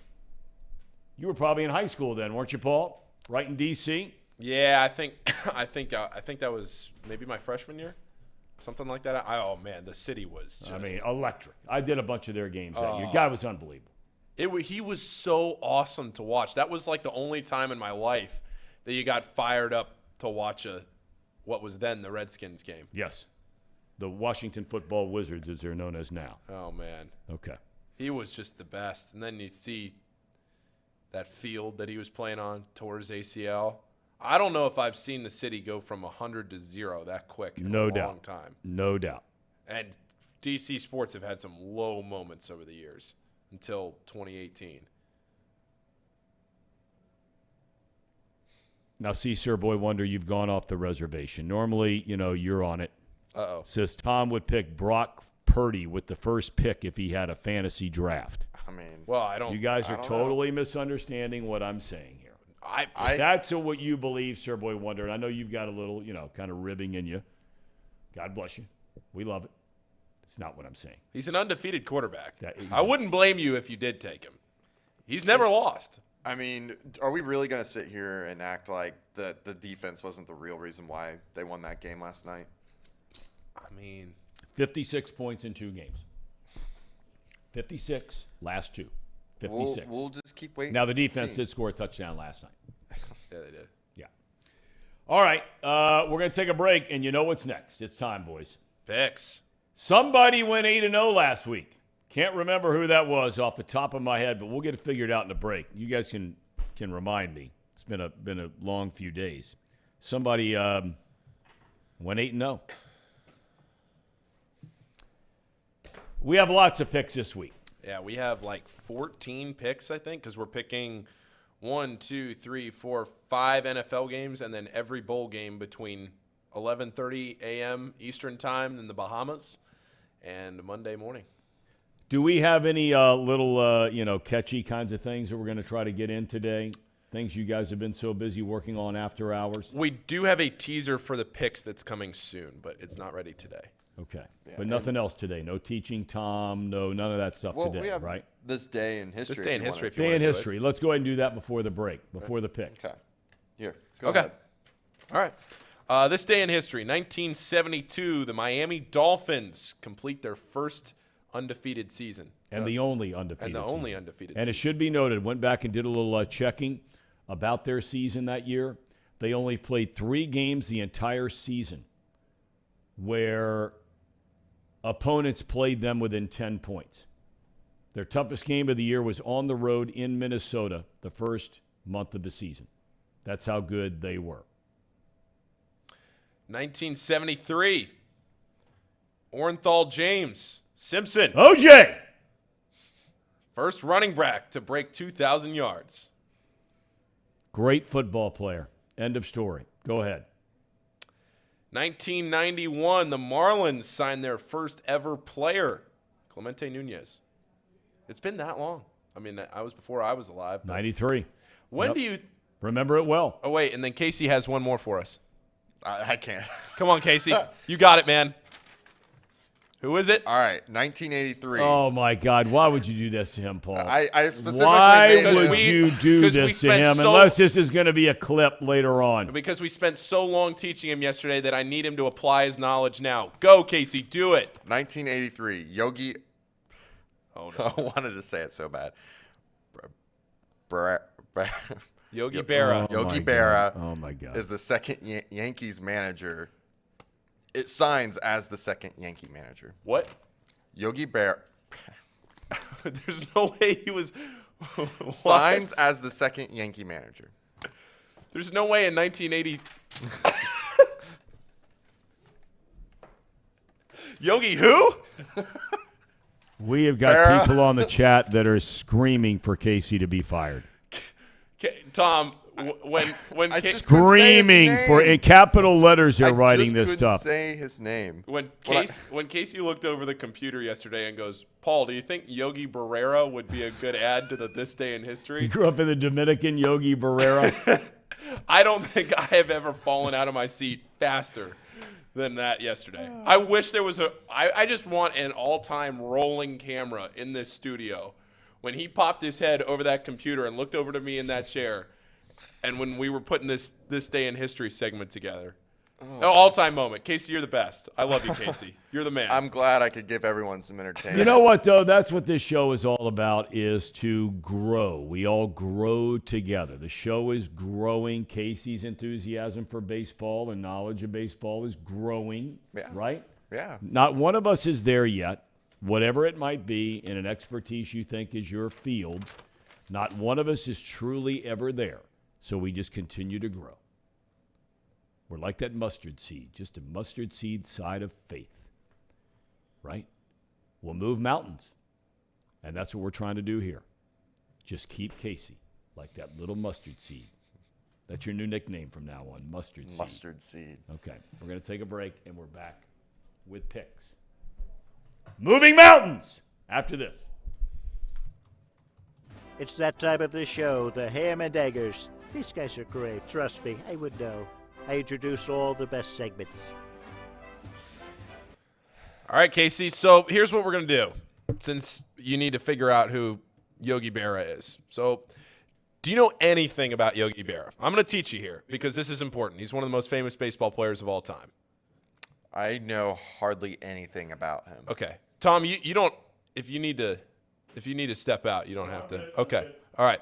So, Casey, Yogi Berra was known outside of his acumen in baseball for being a wordsmith. Okay, so he would say things that were just the wildest things and the funniest things, and they were called yogiisms. Okay, So like Barrera would be a yogiism. Barrera. Yes, it was precisely. Well done, Casey. Go ahead, Paul. Okay, so here's a few. When you come to a fork in the road, take it. When you come to a fork in the road, When you come in, take it. When you come to a fork in a road, take it. Yeah. Let me see. He came up with one of the most famous of all times. Yeah. And that it ain't over till it's over. Hey, I said something like that when I was a kid. There you Didn't know go. nothing That's about from Yogi Berra. Or Barrera. Or, yeah. No one goes there nowadays. It's too crowded. No one goes there nowadays. At a restaurant. No one goes there nowadays, but it's too crowded. And you know what's funny is like that kind of makes sense. Right? Well, that one actually think it makes a lot of sense. How many times do you think to yourself, I'm not going to go there because it's too crowded? 90% of baseball is mental. The other half is physical.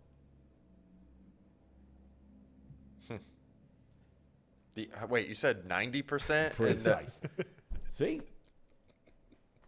The mustard seed. It's growing. A little water on it. Go ahead. It gets late early out here. Gets late early out Gets here. late early. That's how I feel around here. Why buy good luggage?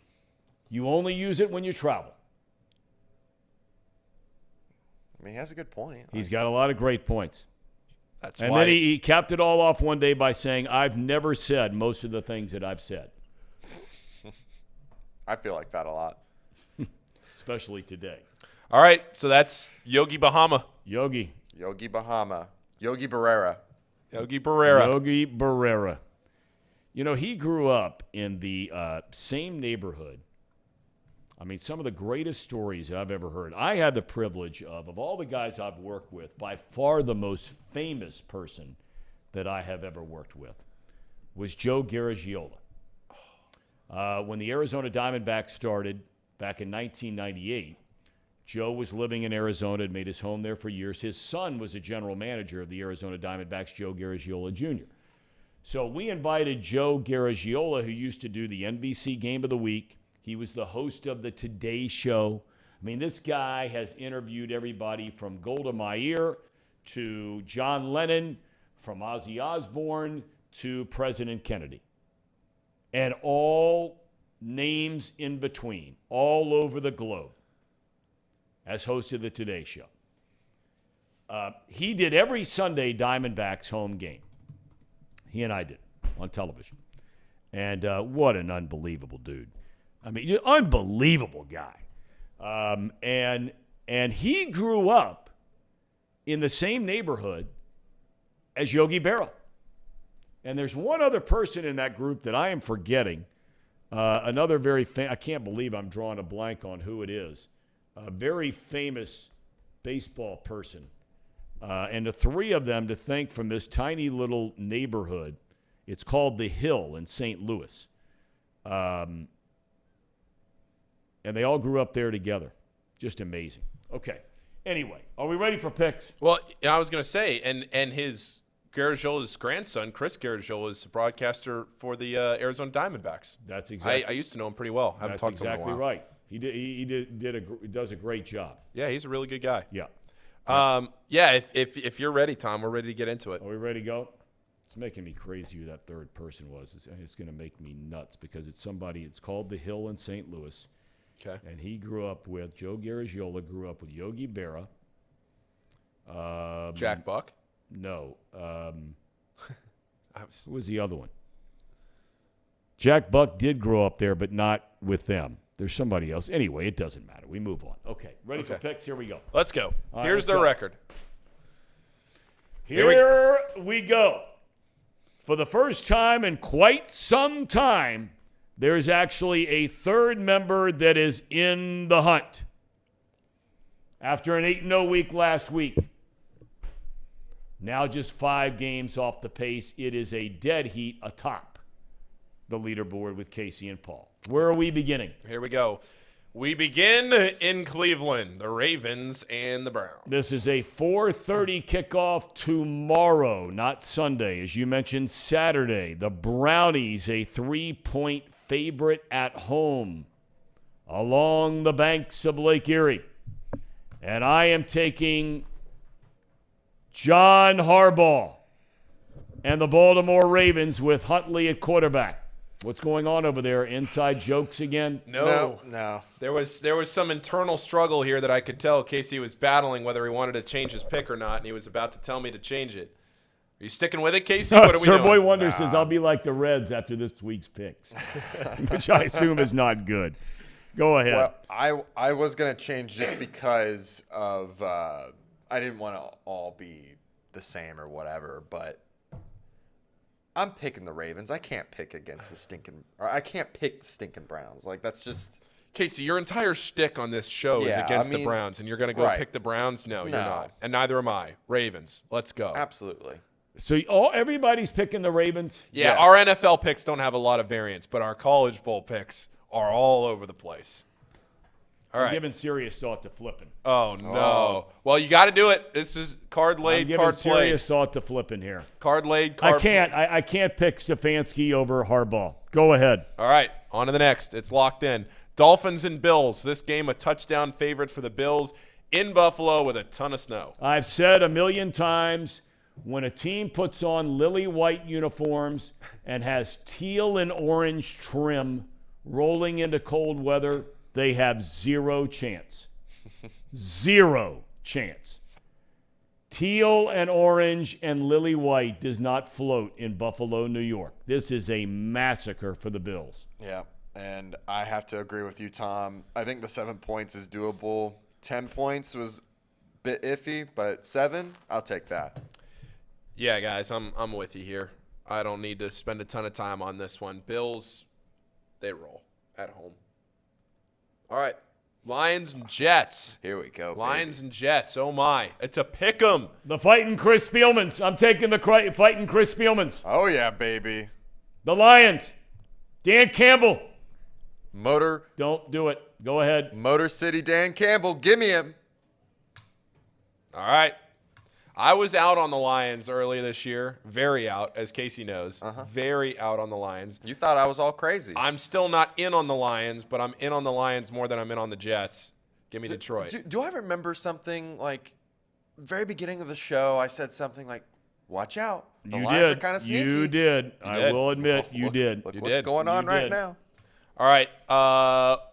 Washington. You better hope that the Niners don't win the Super Bowl with Brock Purdy. Brock Purdy Purdy. at quarterback. Go ahead. We'll remember we'd that have one too. You're talking about what are we going to talk about after football season? We could spend the whole offseason on Brock We're Purdy. going to fly Brock Purdy in here to Hamilton, Ohio. We'll get him a private jet, land over at the Butler County Airport over here, and have him just sit in the studio for about 9-10 days. Listen, I did not straight up say that I don't think he is the guy. I'm just saying let's temper the expectations. That's all I'm saying. Let's not crown him yet. That's all I was saying.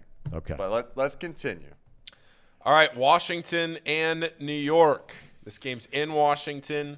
Commanders are 4.5-point favorite. Thom. Is this still Taylor Heineke at the helm? I don't know. Let's double Well, check. why wouldn't it be? Yeah, I mean, Unless he got hurt, and I've not paid attention. They had a week off last week, I think, didn't they? After tying the Giants a couple of weeks ago. the last game they played was against the Giants. Yeah, and they tied. Yeah, in New York. And now they've had a bye week, and now they're going to tie again. I am taking the Washington Football Wizards, led by Ron Rivera. Oh yeah, Riverboat Riverboat Ron. And I'm also taking the Wizards. I'm excited. I'm excited to maybe possibly call them the Commanders for the first time. They got to get in the playoffs. They got to get in the playoffs first, but as of now, they're still the Wizards. In the only differentiating NFL pick, I'm going to give the Giants one more shot. Man, you're in for a rude awakening again. I don't know, 4.5. So these teams both I suck. just want to check something real quick because I looked this up a few days ago. I started to talk about, they do the percentages of teams' chances to make the playoffs and that kind of thing. And they were talking about the Lions and how the Lions were going to have to, if they go 3-1, then they need this and this to happen. If they go 4-0, they need that and that to happen. But just looking at the playoff picture after the loss last night in the NFC by KC's Seattle Seahawks, let's see here, to Brock Purdy and the Niners. Did I mention that? Brock Purdy and the Niners? So right now, if the Lions win this week, they go to 7-7. Yep. They're half Would game be back. a half game behind the winner of the Commanders v. Giants. Right? Yep. Oh, boy. Here come the Lions. All right. What's next? Next one up, last NFL game. The Bengals, 3.5 in Tampa. I think we all know where we're going here. Here they come. Bengals cover. Mean and angry. Go ahead. No. If you're not singing it with us, we're not singing I it. am not singing it ever again unless they win a Super Bowl. Never again. Touchdown Bengals. Put some points up on that board and win the game game for for Cincinnati. Miami, UAB. Just started. Oh. Kicked off. Love and honor. Wait, what's the score right now? They're underway. Yeah, what's the score? Did somebody run back the kickoff? All right. I don't want to do this. I no. really don't want to do it because I'm a MAC guy. But I've looked at UAB and some of the numbers. I'm taking UAB. Miami's driving right now. Fire It's me up. Still 0-0, but they're driving. I'm also taking UAB, though. All right. Love and honor. I'm the only one that shows Southwest Ohio any respect. Give me the Red Hawks. You know what? I hope I lose that game because I hope Miami wins. I like Coach Martin a lot. He's the only big time. Well, Wes Miller came on, but boy, go out and try to get, you want me to start naming names? Go out and try to get Luke Fickell. Go out and try to get Sean Miller. That'd be fair. Right? We got the NKU coach on. These are the guys I root for from now on. I won't root for Coach Martin when they play Ohio University, but outside of that, from now on, okay? And we'll see what the deal is with Satterfield moving forward. But look, the guys who find time and make time for off the bench, small little startup here in Hamilton, Ohio, we're on board with them. All right. Of course. UTSA and Troy. Clash of the Titans. UTSA is University of Texas at San Antonio. And I am taking UTSA in this one. That is a Troy as a 1-point favorite. Troy is a 1-point favorite. Yep. Yes. Beep, beep. Taking the Roadrunners. Roadrunners, nice. Troy's had a weird season. They're 11-2, same as UTSA. Troy lost that heartbreaker against App State earlier this season. I think people maybe were, I don't want to say expecting them to be better than they are because 11-2 is pretty good. But I'm going to stick with the Trojans. Give me Troy. By the way, both of these teams, I think we mentioned yesterday, both are on 10-game winning streaks. Is that correct? I think so. I think that's correct. what we said. Okay, go ahead. The Bearcats and the Cardinals tomorrow. The Louisville. Cincinnati Bearcats with Evan Prater at quarterback, 2-point underdog. I am a huge Kerry Combs guy, so I'm taking Kerry Combs and the Cats tomorrow. All right. Yeah, I all year have been down on UC. I've faded them like every game, right? Just about. Pretty much, and it hasn't failed, but this time feels a little bit different. I like Kerry Combs. I like the fact that Louisville is also down their head coach. Now at UC Bearcat, maybe they might slip some information there that can help us. So I like that. I like UC in this one. Sure. Malik Cunningham's not playing in this game. Give me UC. Okay, and by the way, we had a suggestion on the chat about getting Kerry Combs on. I've already asked him about coming on, and he will be happy to do so. He's going to be staying on as part of the staff under Coach Satterfield, unless something changes. Somebody comes along and offers Kerry something a little bit different. Yeah, Miami on the move at the UAB 34. Okay, what's next? We have Florida and Oregon State. Oregon State -10. Florida is playing their backup. Anthony Richardson not playing in this game. Why is he not playing? Please don't tell me he declared for the draft. Yeah, I'm pretty sure he declared, right? Is he an underclassman? Anthony Richardson is, going to the draft. Yeah, and what's crazy is that he's getting first-round hype. Oh, my Lord. I know. Well, you know what? I mean, look, we've talked about this, and we talk a lot about it with Brian Billick. There are guys you watch playing college you swear are going to be really good pros, and it doesn't happen, and the same goes the other way.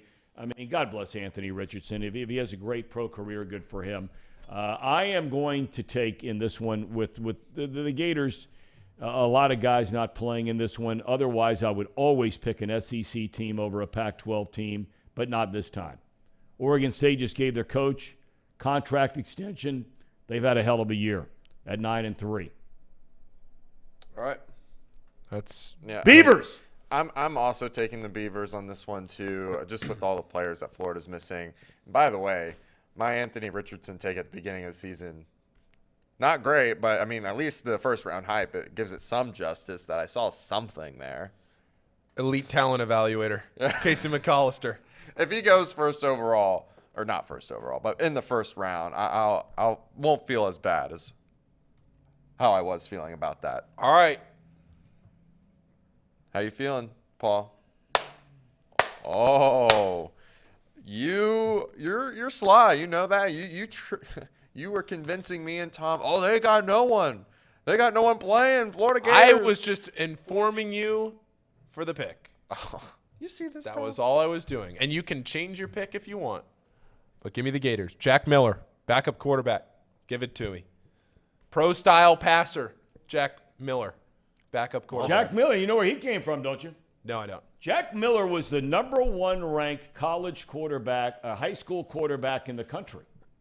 What? 2 years ago. Came out and signed with Ohio State. Oh, yes, that's right. Yes, I did He's know from that. Scottsdale, Arizona. Jack Miller. His father manages one of the nicest resorts in all of Scottsdale, the Princess Resort. He's the GM. Really? Yes. And Jack Miller, a lot of people think he's got a chance to be a great quarterback. He came to Ohio State. He was the backup to Fields. And then Stroud comes in, and the writing was on the wall. Miller out. Off he goes into the transfer portal, off to tell you what, you think about some of the quarterbacks that have left Ohio State just in the last 2 years. Here you get Miller, Quinn Ewers. All right, what's next? Fresno State and Washington State. Fresno is a 3.5-point favorite. And I am taking Fresno State. Okay. This is kind of me just trying to make up some ground. I don't know much about these two teams, but I'm going to take Washington State just based off of doing a little digging. I'm going to take the underdog on this one. All right. Miami went for it on 4th down inside the UAB 35. Uh-oh. Denied. And on the very first play from scrimmage by UAB, Dylan Hopkins to Trey Shropshire, 46 yards. UAB has the ball, 2nd and 6 at the Miami of Ohio 18-yard line. Not They're great. more worried about drinking high noons up in Oxford. Go ahead. I don't know a ton about this game, if I'm being completely honest. I looked up a little bit enough to feel decently okay with this pick, but I'm going to go with Fresno State. But I'm not going to sit here and pretend like this is top of my board. Okay, Rice and Southern Miss. I am taking the fighting Brett Favres. Southern Miss. This is another one where I just wanted to be different to try to gain some ground. I don't feel confident in this pick at all, but I mean, I'm just gonna stick with my guns. I'm going with Rice. I know they probably stink, but All right. Well, I mean, one team's 5-7 and the other is 6-6. So Yeah, I mean, okay. both are not How does like- 5-7 get you in a bowl? I was wondering the same thing. I thought you had to win 6 games. Thought you had to go 500. All right, go Is there an ahead. exception or something? Maybe it was a conference championship game or something. Go ahead. Southern Miss, give them to me. 2 more games here. We have. Oh, it would help if I flew it up on the screen. Did we get everybody's picks? Did everybody see? Okay. By the way, to the USA veteran, retired veteran, God bless. He had to check out. Won't catch the last 10 minutes of the show. Have a good weekend. All right. SMU, BYU. I am taking the Mustangs. The fighting Eric Dickersons. The fighting Craig James. All right. Casey? you know, I'm taking BYU. We had a lot of hype with BYU early on in the season, and I know they lost a lot towards the end there, but give them to me. I like BYU to win this game, not only cover. Wow. Give me BYU. All right. If anybody wants a spicy money line, and it's not even that spicy for 4 points. It's not like it's double digits, but if you're looking for a money line play, I think it's around plus 150. I'll take BYU to win this game outright. Boise State and North Texas, Tom, our last game. I always take, because I called that very famous Fiesta Bowl many years ago now. Hard to believe it's been that long. Solid 15 years ago.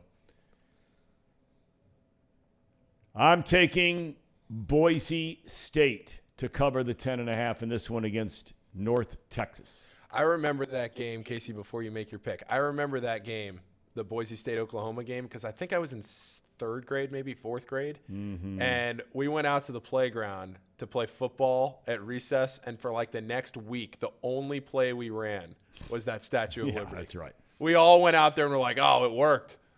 It's got to work for us. That's all we did for a week. Thought it was the coolest thing we'd ever seen. Yeah, that was pretty cool. Thom Brennaman. Yeah, right there. Right there. Has been, wannabe. Go ahead. I'm picking Boise, mainly because they were supposed to have a good season, right? Yeah. I mean, they did. 9-4 is not bad, but they were supposed to have a better season. They were supposed to have a better season. So I think this team is better than what they appear. So there's more than meets the eye. Yeah, I'll take Boise State in this one. Okay. You know what, guys? Little Friday solidarity. I'm with you. Let's go with the Broncos. How about that? Let's go with the Broncos. All right, very nice. Very nice. And, of course, we're going to cover all these bowl games moving forward. We've got them all coming, including leading right up to New Year's Eve afternoon. when TCU is going to completely dismantle Michigan and Ohio State will chop down number 1. But that's for a different time and a different place. You going to say, Paul? I'm just seeing some bowl slander in the chat. I don't like it. What do you mean? What's the slander about it? People saying we don't watch random bowl games? I don't know. Oh, wait. Sorry. Now I'm seeing another comment that maybe I spoiled a box lunch topic. Brian, thanks for the call. Brian says, hey, I got to say these 2 hours have flown by. Good stuff, fellas. We appreciate it. Emperor chimes in as well. So we thank everybody for joining us. And Sir Boy Wonder, he says he loves bowl games. They're the best. Sir Boy Wonder's a positive, upbeat guy. It's one of the reasons I like this guy. I don't even know him. But he's an upbeat dude. So we like having him with us every single day. Do we have a cherry on top today or no? We're going to just tease box. No, we didn't. No. We have a cherry on top. Okay. All right. What do we got? We have a cherry on top. So as you all may or may not know, Charlie Woods, Tiger Woods' son, is starting to play some golf. But he was getting ready for his tournament today. Play the hits, Casey.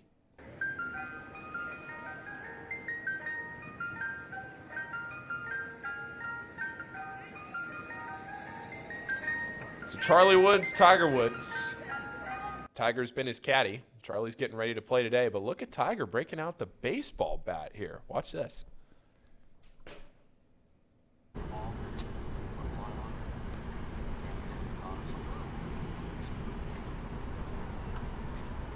Charlie's got such a swagger. Look at Tiger. Get him out there. Look at that swag. Tell me that kid's not going to be the next best thing in golf. Got good genes. Man. But there are a lot of great golfers out there, man. I mean, by the tens of thousands. Oh, yeah. There really are. That is one sport where, man, it doesn't matter where you go. Here in Ohio, our son played varsity lacrosse and golf. And you watch some of these kids. I mean, I don't know if there's a better high school program in the country than right up the road here at Kettering Alter. I mean, they got 5 guys, and you send 5 guys to – they've won a state championship. I don't know how many years in a row now, Division II. They got all 5 guys shooting 70, 68, 67. These guys are 16 years old. I mean, it's amazing how good these guys – and that's not even D1.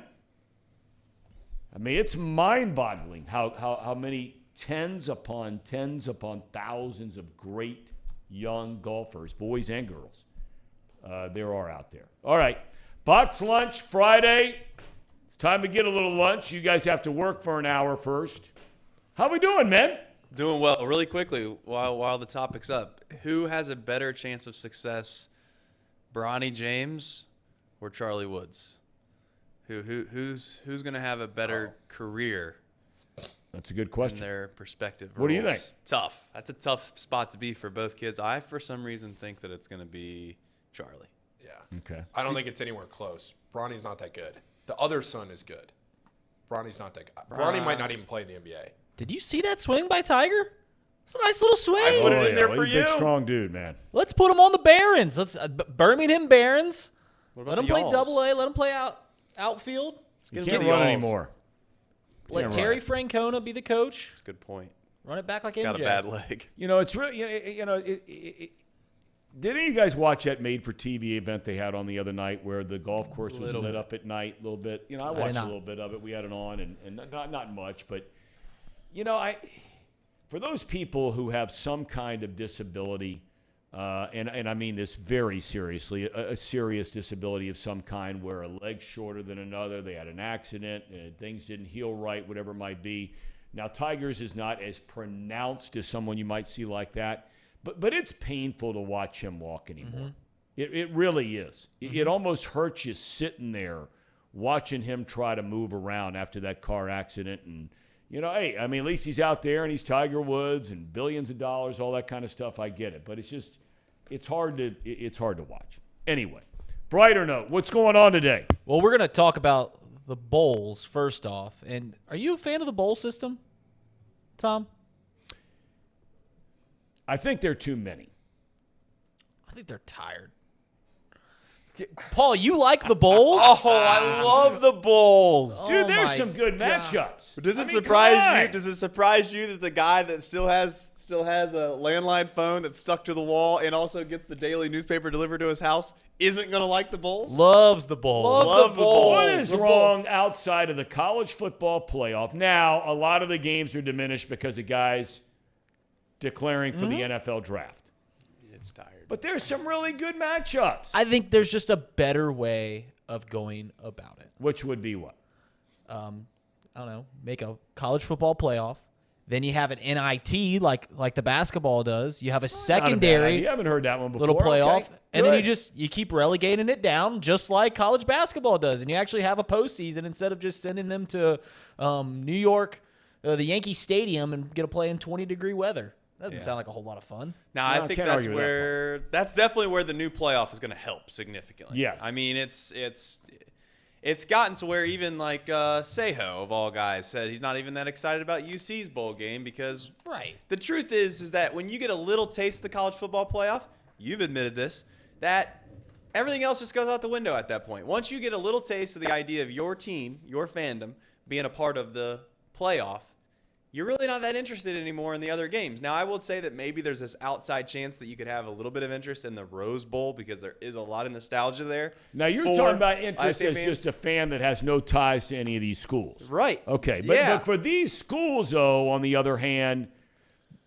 the Bulls, and I use my alma mater, they're a big deal. You think Florida you Gator cash fans? a big check. You get to go somewhere and continue your playing career because for a lot of these guys that play at the UTSAs of the world, the Ohio Universities of the world, the Troys of the world, Miami of Ohio's of the world, these kids who may not play in the National Football League, they get to have one more game. What about to go a out there and leave a winner? Non-Power 5 playoff? That's that. And That's then fun. and then the other one is like if you're in the Power 5 and you don't make the playoffs with whatever it is, 12 teams? Is it 12 teams? You don't play. How come the older generation that kills, maybe not my generation, I don't know, My generation. you know, the younger generation, how come the older folks are always about, these participation trophies? These people Wait a get minute, everything. hold on Let's a make minute, sure Big Boy. everyone feels good. participation Look, the one thing I want to say. Participation trophies were invented by your generation, not by mine. No Go way. No way. Talk to Tracy Jones. Participation trophies That's have come his about source? in the last number of years, starting out in California. And Mike Tomlin was a guy who said it. He's my age. Tomlin's a guy that said, where in the world did this participation trophy stuff? Tom. You think that went on when I was a kid? Well, No, who no. hands out the trophies? Who- You think the kids are You out making of the your trophies? mind? No. It's the 30, and I see him in my neighborhood. The reason I can no longer coach basketball in the community that I live in is because, Mr. Brennaman's too hard on little Johnny. Might say something to hurt his feelings. Why are you It's trying to all hurt these Johnny's feelings? 35-year-olds. Oh, my God. How could he say that to my son? These are the guys. I got a buddy of mine that's one of the most powerful lawyers in the United States of America. Blake Guy my Mason. age, hugely successful guy. Okay, you'd never know it if you ever met him. When they decide to give away bonuses in their law firm at the end of the year, it's only been until the last 3 or 4 years. Okay? Mm-hmm. All of a sudden, we're going to give Trace a $10,000 bonus. Well, guess what? We send the $10,000 bonus to Trace. He goes and tells his mom and dad, and mom and dad calls the lawyer who made the decision. Why did my son only get $10,000? That is going on in the world today. With the It didn't go on, brother, when I was Tom, that age. it was your generation that started giving them out. No, the generation that started giving them out was a generation that's probably now in their early 40s. That's Tom, the generation. I got I'm almost 60 years old. You're There the is same no way age as on my God's earth dad. that happened in my generation. Tom, my Little League coach was not 20 years old. We got participation trophies when we were I'm kids. saying the guys who are now in their 40s, this stuff has just started to happen within about the last 8 or 10 years is when this started. I got them when I was a kid. trophies. Well, in certain areas like the elitist of the world, like in D.C., you know, in along the eastern seaboard, In along Hamilton. the West Coast, yeah, all that stuff up. They infected the Midwest with all of their nonsense, and that's why you see it now in places like Ohio. So my point Oh, little Janie, great job! You kicked the ball in the other team's goal. Get me out of here! I gotta go. I gotta go. My point is this: how come the generation that just can't stand the participation trophies loves these participation bowls? Because these teams let win me tell 5 you why. and 6 and No, 7 games. Let me tell you why. Because that generation is fiscally responsible. Their universities and alma maters get a nice payday out of this to fund the non-revenue generating sports. That's what this is all about. At the end of the day, it's about the cash. At Ohio University, if they're not playing in that bowl game this year, okay, where in your case you said, let's pick a Power 5 conference, okay? Florida. If Florida pick versus Florida, okay? If Oregon Florida State. is not cashing a check for Lord knows how much it's worth, $500,000, million, maybe $2, $3 million, that amount of money is helping to fund girls track, is helping to fund boys volleyball. I understand. Is helping. That's what I'm saying. That Keep bubble the bowl has to pop games. then. If you don't want to follow them, don't follow them. But that's what they're there for. All right. Well, we have this. And everybody gets a trophy, so it's all good. We have this thought. We've talked about this at length. Yes. The box lunch boys, if you want to call us that. We've thought about how can we make college football great again. You know what I'm saying? How can What we? do you mean how great can we, again? What the hell's wrong? Oh. It's the second most watched sport in the world. I mean, I'm in the just United saying. States. How There's can we- nothing wrong with it. I mean, you can always make things better. Well, yeah, that's true. I learned that on this show All right. today. So what I'm thinking is just like maybe the guys over across the pond and their game that they like, which no one really likes in America outside of the select few in soccer. Oh, cricket. Oh. I was gonna be relegation. We get Yes. all the top teams in the country, Tom. Yep. We Round 'em up in a league. Now that we've gotten rid of the idea that you have to play within your own geographical areas in the United States to be able to be on the same conference, now that USC and UCLA has debunked that myth, maybe we just say, you know what, forget it. The top, what would we say? I don't know. 26 teams. So there's 13 teams in each division. One team always gets a bye. You play 12-game series against your side of the bracket. The bottom 4 teams at the end of the year of this top 26 get kicked out. They're down to the next tier. And then the top 4 from the tier below Creative that, thinking. boom, jump up. Well, that's kind of like just like the how they do soccer in soccer leagues. and over well, in Europe. what's the famous TV show? Come on, man. Weakest link? No, the Oh, one no. that was Chat. that's What Come what's he on, the talking guy- about, chat? the one that's on Apple TV. TV show. Ted Lasso? Ted Lasso. That's what Ted happened with their Lasso. team. Yeah, well, that's what we're talking right? about. Is that happens over in Europe for the soccer leagues? Is the bottom teams get kicked out, get demoted, and the top teams get moved up. That way, we always see Ohio State playing against Alabama, Georgia. We always get these top tier teams at the top. Yeah, imagine that season. Yeah, but you know what? You'd have so many guys hurt.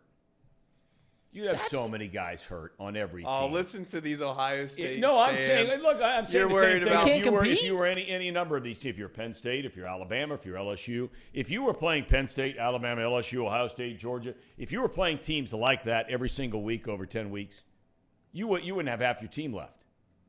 I don't believe that. You But got guys limping into the bowl with a month off. now, 2 of Ohio State's biggest stars are not playing in that game. Georgia's got 3 guys right now that can't even get on a practice We field. will adapt. Humans will adapt. They First get of all, better you're at sitting here and protecting themselves. act like Ohio State has 2 guys that can't play. One guy can play. Let's not act like he can't. Who? Smith and Jigga. He You don't cannot You don't play. think he can play? No, I don't. Oh, No, I don't. please. I don't think he's seen 3 doctors from coast to coast. He didn't see 3 doctors. He went and seen his mom, his dad, and his agent. Oh my gosh. See, this is the hate. No, It's I'm the with hate. him. It's the hate in the world. Come Come on, on, It's the hate. Tom. He is Tom, not. don't fall he for it. cannot play.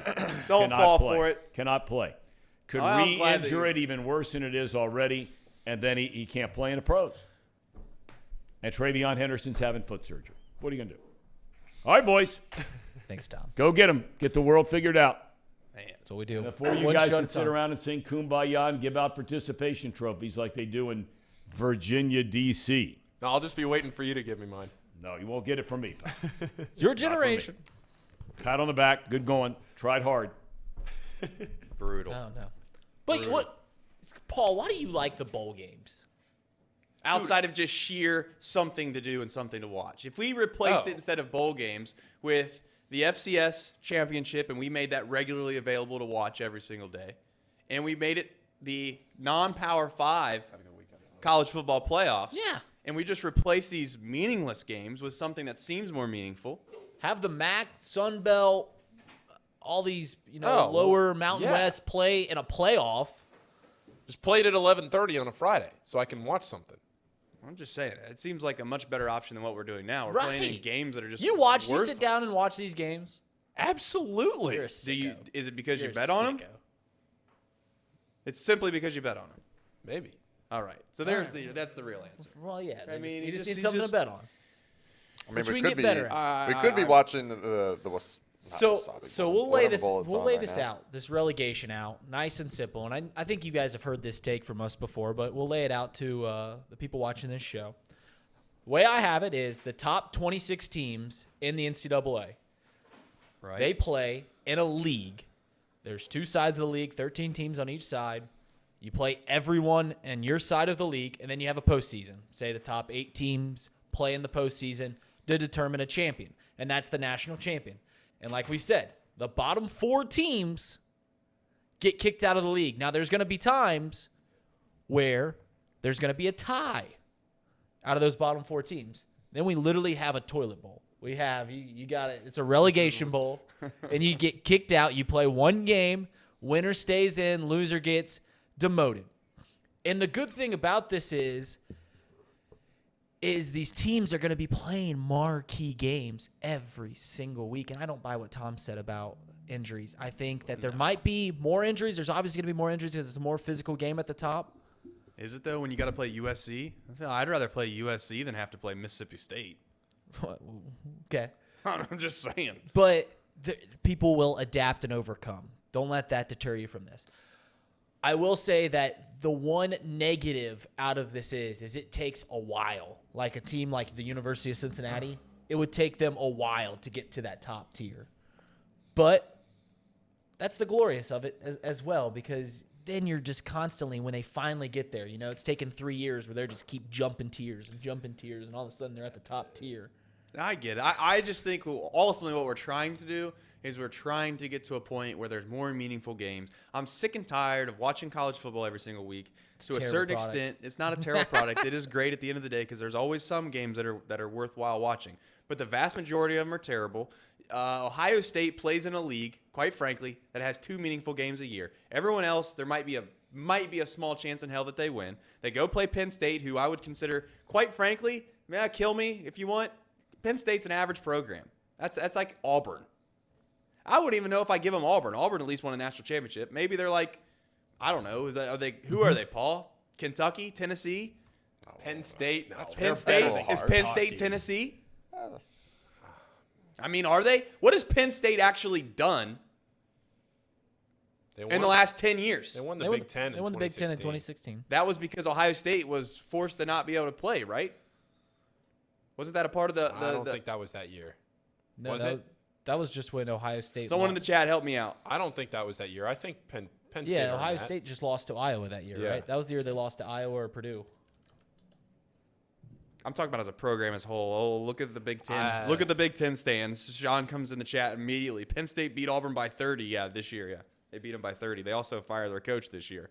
Penn State's coach is getting extensions. And wasn't Penn State like back in the days like really good? Like weren't they one of those old school programs? That Sure, were yeah, really they're like good? Nebraska. Like I'm like, they're like it's just Nebraska. that Midwest team, just like Notre Dame to a small extent. Ohio State could play in the Big Ten championship that year. They just didn't make it. Okay, so that was the year that Penn State must have upset Ohio State. Clearly, Yep. But that's beside the point. at the end of the day, there's just this severe lack of talent in some of these leagues, and it is what it is. The sad part with the 12-team playoff is that at the end of the year, it's going to be exciting and great, but the rest of the regular season, the things that I get excited for, because every single week matters in college, it's going to go away. I mean, Ohio State can sleepwalk into the conference or the college football playoffs every single year from here on out. God's honest truth, they could. They got like one meaningful game they got to win. Maybe they beat Penn State. They could lose to Michigan and they'll still get in playoff every single year. One would argue on some years they might be able to lose to Penn State and Michigan, and I would argue they would be on the borderline of still getting in. Probably. Yeah, Alabama. A 2-loss Ohio State team still probably gets in. So it is what it is. Alabama lost 2 games this year and they'd be in. What's that? Alabama lost 2 games this year and they'd be in. So yeah, it diminishes those regular season games. So now we're just trying to populate it and make it more like, quite honestly, more like the NFL, to where every week you can lose, every week you can win, and you make every single week meaningful. That way that you're not sleepwalking through the Missouris and the Northwesterns of the world. I will say that the only thing that could save the college football playoff is possibly just making it to where the semifinal game is also played at your home field. God's honest truth. I'm cool with the championship being played neutral site somewhere, put it in a bowl, whatever you want to call it. But if we're going to eliminate the idea that you only get one home playoff game as a top 4 seed, like, I don't know if it's that big of a deal. But yeah, you wanted to talk about. We'll move in. We've exhausted the college football landscape. You wanted to talk about the NFL playoff. Yeah, and I don't picture. know if these guys. I'll give them some time to pull it up. I don't know. We didn't really give them a heads up. I got an image that's inside the drive there, fellas, on a playoff picture scenario. This is what I think that's going to happen in the NFL playoff situation, and I guess it really comes down to, is this, as a Bengals fan, is this preferable? Like, almost would you be happy with this outcome? Well, I don't know where you're going to go, but I will say this. A lot of talk's being brought up about these long shots to get in the postseason. I don't know if it's a hot take, but I don't think the Lions, Jaguars, Packers, all these long shots to make the postseason, I don't think any of them are going to make the postseason. That's just the take I have about the NFL this year. But you don't think the Jags can make the postseason? I don't think they will. Gotcha. I think they can. I know they can. They have an opportunity to, but I don't think they will. Yeah, I mean, Jolly's asking how would relegation help, and Eric's trying to back us up. At the end of the day, it's just more competitive games on a week in and week out basis. Right. And if you have relegation in the back of your mind, every week matters. So you might not be playing for the top of the league that year, but at least you're trying to stay competitive enough to where you don't drop to that next level down tier, right? I just don't want to watch Ohio State play Rutgers. Yeah, I don't want to see that anymore. 47.5 point spread. I'm tired of seeing that. I mean, this year Ohio State and Indiana played, and the spread was like 50 points. I mean, that's just absurd. No, my take about college football has been the same for forever. I think that everyone tells me how great this product is every week, and every week I sit down to watch it, and there's one game out of 50 that are even good or even intriguing to me.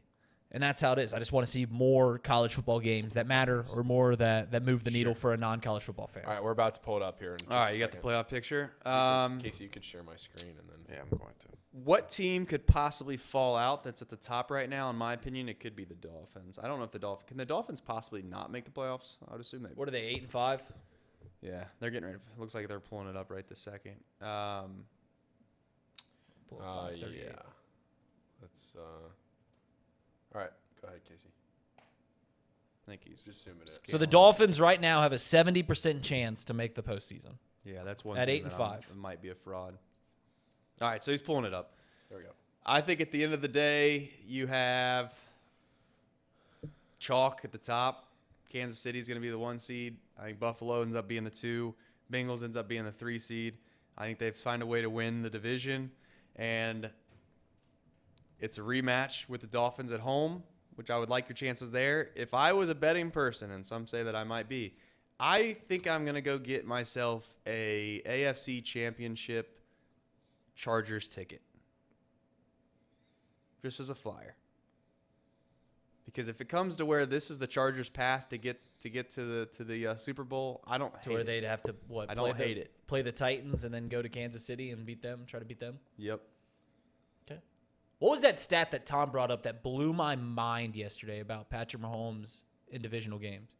He's only lost like 3 divisional games his entire career. Yeah, something like that. Insane. Now, one of them is to the Chargers, but 23-3 against the AFC West. that's incredible. He's not good though. San Francisco's the best team in the. They're getting close to making. I mean, the Eagles are one of those teams where it's like, okay, I can't come out here and be crazy talk, but I really think San Fran's the team that nobody wants to play. Well, in the entire NFL, there was a conversation relegating the Eagles about, are they the best for the longest time? You know, when they're undefeated, like, is this the best team in football? Is this the best team in football? And then finally, after beating like the 4th straight team by 30 points, you're like, all right, this team, we could stop asking if they're the best team in football. They're the best team in football. But I'm with you. I've been on the 49ers train for 5 weeks now. When they started their run, I watched them play the Rams, who obviously aren't very good. They played the Rams, on Sunday Night Football like 6 weeks ago, right when they got Christian McCaffrey. And I said, holy, don't want to play this team. I mean, Brock Purdy is like it or not. I know you guys had this argument earlier. I mean, he can take them to a Super Bowl. Simple as that. Now, a lot of that has to do with obviously the people that are around him, but that's part of what football is. I mean, the argument that well, they got too many good players around him, and that's why he's good. That argument on a limited basis is worthless. I mean, if Jimmy Garoppolo arguably would take this team to the Super Bowl, then what makes Brock Purdy that much worse than Jimmy Garoppolo? So you think the Bengals are going to have home games? You think they're going to win the division? Yeah, I think that the Bengals and the Ravens lose this weekend, and then I think that the Bengals. So coming into this weekend, the Bengals have a 39% chance to win the division. Yeah, I think the Bengals lose this weekend. I think the Bengals somehow lose against the Bills, and then they win the other 2 games, which would be one is the Ravens, and I think the Ravens final week. I think the Ravens struggle down the stretch. I think the Ravens. Can you guys the pull Ravens up the Ravens schedule for me really quickly? So they play Cleveland this week. Tell me what they got. They play Cleveland this week. Yep, loss. They go to Atlanta, or they host Atlanta. They'll win that game. They host Pittsburgh. They lose against Pittsburgh. And then they go to Cincinnati. And they lose to Cincinnati. So would that even get us the? Yeah, then you're in. Well, The Bengals aren't winning out, sir boy. I mean, I hate to break this to Bengals fans, but you guys are playing well. Hopefully you stay injury free, but you're not winning out. As far as the 1 seed goes and all that crazy talk, I'm never gonna buy into that. I for whatever reason, you guys know how I am on this situation with the lines, et cetera, and the public money. And I know the public money to a certain extent has shifted back in the favor of the Bengals. I still think that somehow Tom Brady wins this game on Sunday, and that essentially knocks you out because the Chiefs don't have that difficult of a schedule left, and the Bills don't either, quite frankly, outside of playing the Bengals. The Bills play the rest of their division. Yeah, I'm not worried about the Bengals making the number 1 seed. I'm looking at who are they going to play? Who do I want to play? If we got Miami at home, if we got the Ravens at home. I mean, if we're playing at home, that's amazing. I really wouldn't even mind who we played at that point. But if we're going to be, in those slots where, if we're going to Tennessee, that'd be fantastic. That's probably best case scenario. I think Tennessee's the team that's like everybody's picking on right now. They're like, that's the team that can win their division. They're the home team. Right. And everyone's like, I want to go play at Tennessee. Right. That was what happened with the Bengals last year, right? That was them last year is the Titans were the number 1 seed, and everyone wanted to go up and play the number 1 seed over play the Bills or the Chiefs. Right. And that's still the case. That's the hard part this year, quite frankly, is if you're going to win the AFC, you're going to earn it, in my opinion, because you're going to have to go through Buffalo and Kansas City more than likely. I mean, there's a small chance, as I said before, if the Chargers can get in, the Chargers are one of those teams that I'm telling you, they are a team, if they get healthy, they can win the whole damn thing. They got a quarterback that can do that. Yeah. So I have Trace's tiers next if we want to segue into that. Let's do it. Do we have any other ideas or thoughts on the playoffs? Because at this point, what's the path? Are you excited for the path for the Packers to make the postseason? No. I mean, I got a chat. You're pumped for that. As you know, I have a Packers fandom. I have a group chat with Packers and Bulldog fans, and my brother sends this text out multiple times this week about how the Packers can make the playoffs, and I'm just like, no, brother. I mean, much as I love to What's think. the overlap there in Packers and Bulldogs fans? So my stepdad's dad and uncle, so it's really the house that I was raised in, and my stepbrother's, grandpa, if you will, played for the Packers and also played for the Georgia Bulldogs, and my step uncle, if you want to call it that, played for the Bulldogs. So you're raised inside of that household. Sure. Breezy Reed Played for those. Breezy Reed. Yep. Breezy Reed. Look him up. So that's my fandom, and that's why I have those weird You've been to the spot where he passed kind away. of thoughts. You've been to the spot where Breezy Reed passed away. Yeah, he just doesn't know it, does he? No. Played some golf there. What Trace's tiers? Do you have the tiers off the drive or no? Hold on. We got it. So I tasked the chat after the stink list, after the fraud chart. They were asking, will you guys do a QB list? Because obviously you guys were talking about Brock Purdy. There's been some takes about Kyler Murray and Lamar Jackson. They wanted a quarterback ranking. And Trace, I asked Trace to come up with his QB rankings. And golly B. Oh, I put him up there. There it is. Here we go. So, I had a little bit of fun with this. And it's, to a certain extent, difficult to see from where I'm sitting. And I'm sure I'll see it on the program feed in a second. But walk me through this like I'm 5.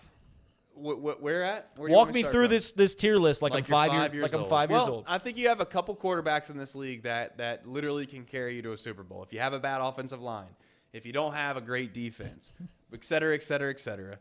These are the types of teams these are the types of players that can take you to the Super Bowl, right? Quite frankly, it's simple. Joe Burrow, you got Herbert. I love Herbert. I think Herbert's one of the best quarterbacks in the league if he can just get a little bit of help. And then obviously Josh Allen. Then I go down, and I got guys that I'd be happy to have on my team. I think I'd be happy to have Trevor Lawrence. You can obviously see all these guys. I don't think I need to go through every single person. I think Lamar Jackson's a guy you like to have on your team. Casey probably thinks he's a guy that's terrible, but besides that, we'll get to that in a minute. I think that Massage Boy is still a good quarterback. You give him a couple more weeks, he's probably going to get primed, ready to play. Oh, baby, he loves getting I think primed. he'll look really, really good. Once the muscles get going, he'll be a good player. Then I think you got guys like Jalen Hurts, who I don't know if I'm sold on yet, but I'd at least be like, I'm happy to have him. Can win the Super Bowl if you got like the 85 Bears defense. There's a whole host of those guys in this league.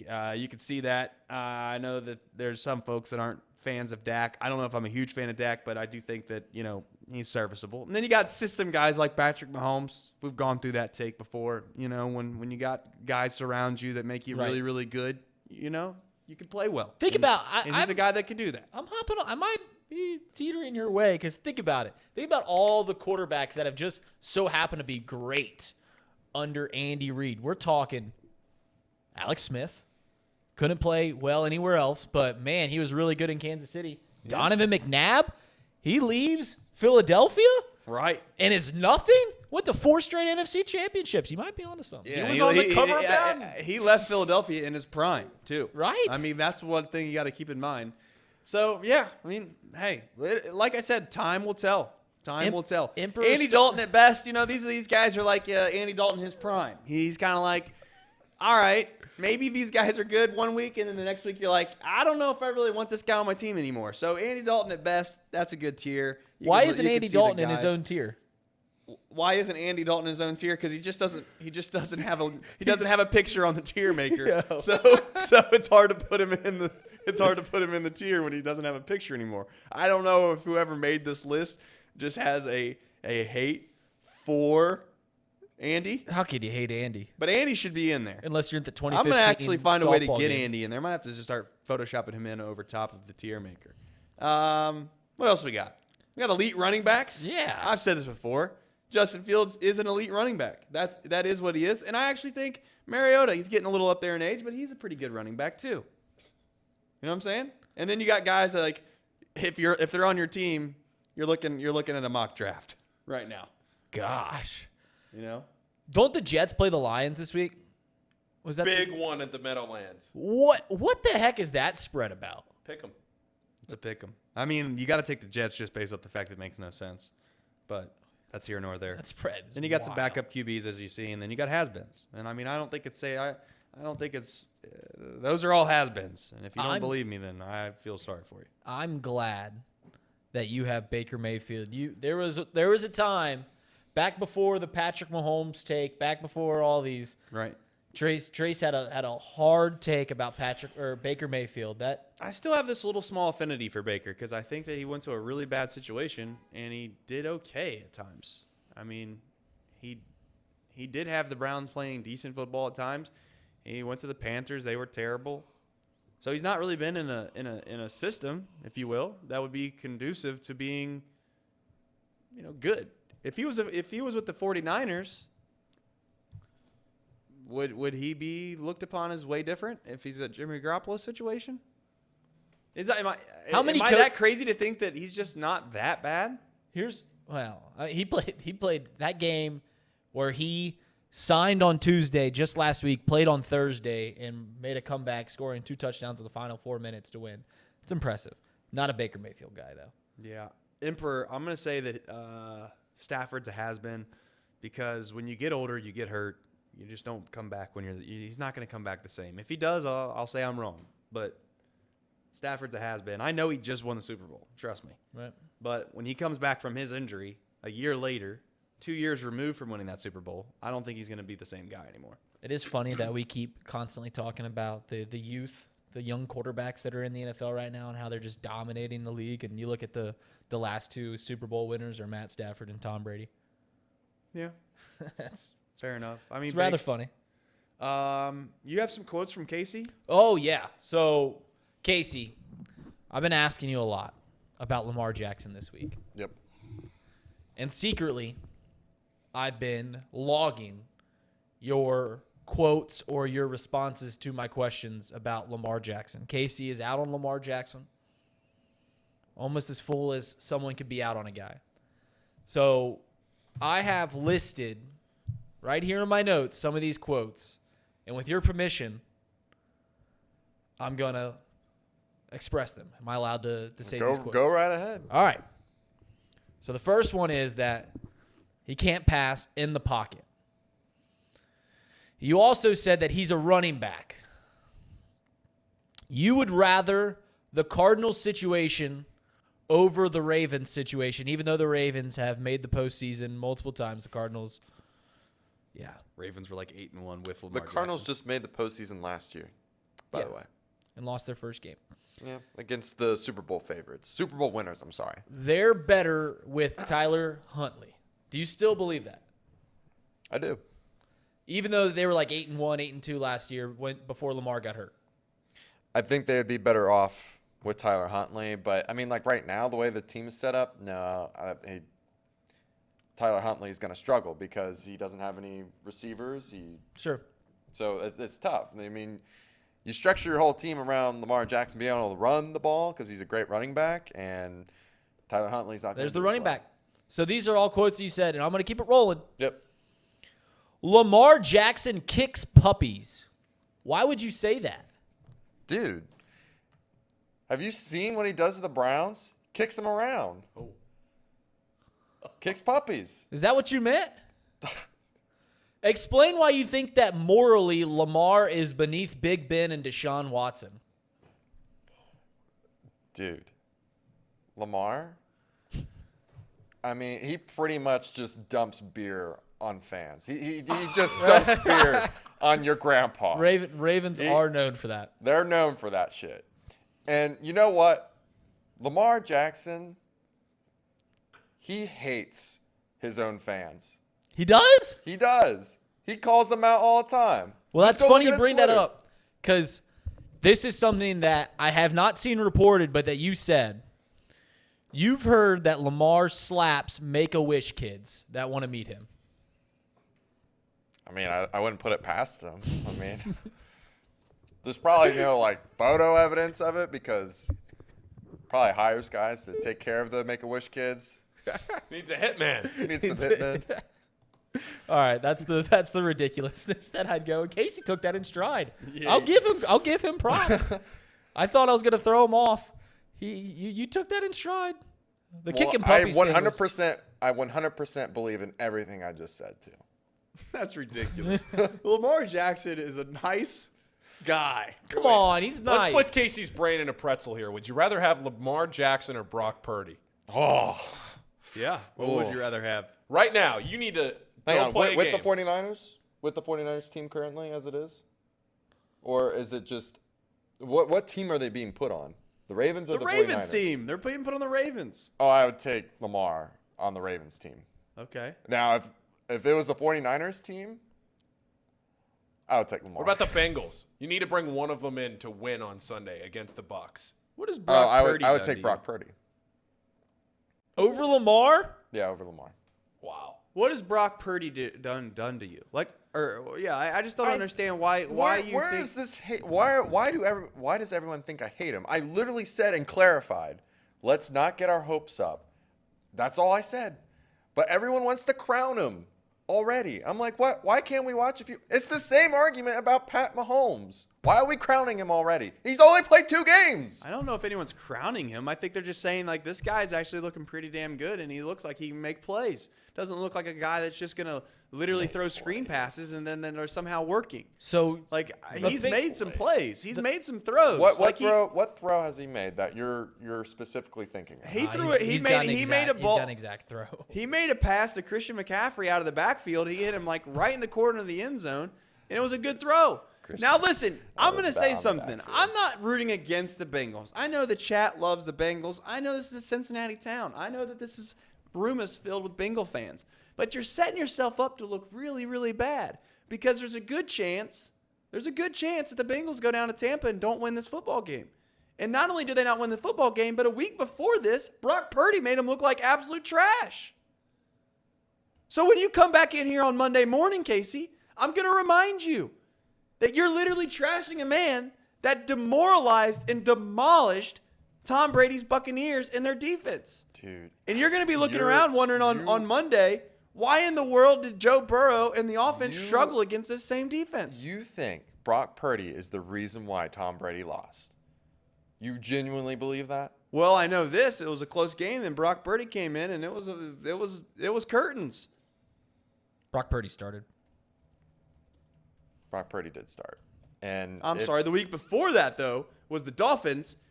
Yeah, so my apologies. That's when he came in. It was a close game, came in, and then guess what? Curtains. Yeah, it was 28-0 at halftime. Brock Purdy is not the reason why he is not the reason why Tampa Bay lost. Tampa Bay lost because Tom Brady is losing it. He threw 2 interceptions. He can't get any protection. And they run a really damn good running offense. Christian McCaffrey, 100 yards. Jordan Mason, 56 yards. Deebo Samuel, 21 yards. They had 3 rushing touchdowns. 1 was a quarterback sneak from Brock Purdy. I'm just saying. It wasn't a quarterback sneak from Brock Purdy. That wasn't a quarterback sneak. That was Joe Burrow-esque, if we're being honest. He was in the pocket, scrambled around a little bit, made a play, and ran up the middle and stuck the football out and scored a touchdown. So when I asked you yesterday at Jersey Mike's, yes, which quarterbacks you would rather have over Lamar Jackson? Yes. We put Lamar Jackson at number 6. You'd only have 5 quarterbacks more than Lamar Jackson. Yes. Would Brock Purdy be above Lamar Jackson? He said no. He just admitted no. It depends on the team structure. This is the thing I hate the most is that we claim that a single person on one team, a quarterback, is the reason why they won the game when it is a team sport. You're right. That is all I'm saying. I have the same opinion you have with that. Like, that's the best take that you've had. Yeah, that's all I'm trying to say. And but my that's point why I'm is saying to slow down on the Brock Purdy stuff, people. But let's give. But I think the reason that people are excited about Brock Purdy to a small extent is because he looks the part. He looks like he fits within that offense, and that he's not missed a beat, and he hasn't. When he needs to make the tight throws, listen. When I see him make a tight throw, then maybe I'll agree with you. Maybe he doesn't need to make tight throws. That's that's not a recipe for success. Okay. If you're going to rely on 5-yard open receivers every single time, that's not great. If you're going to rely on your quarterback or your coach to have the best play call every time to make a touchdown, that's not great. That's not. You know what he reminds me of a little bit? Stetson Bennett. You could sit here and say all you want about how Stetson Bennett stinks, this, that, and the other, doesn't have the arm talent. But you know what he does do? He's prepared, knows where to go with the football, and, yeah, he throws the guys that are open because that's the quarterback's job. So if you know where you're going with the football and you can throw to guys that are open, congratulations. Maybe he's not going to make that throw down the middle of the seam like you want him to, throwing between two guys when Jamar Chase isn't even watching. And if you can make that throw, more credit to you. But you know what? You don't always have to make that throw. Can you guys show that Brock Purdy play that I just DM'd you? Yeah, hold on. I'll pull it up. All right. Flip to my screen. And you know, hang on just a second. Reed, don't let me forget I have something to tell you during our Christmas segment. Okay. Okay. I don't think there's any quarterback in the history of the game that makes this Brock Purdy. The tweet is what it is, but the throw is incredible.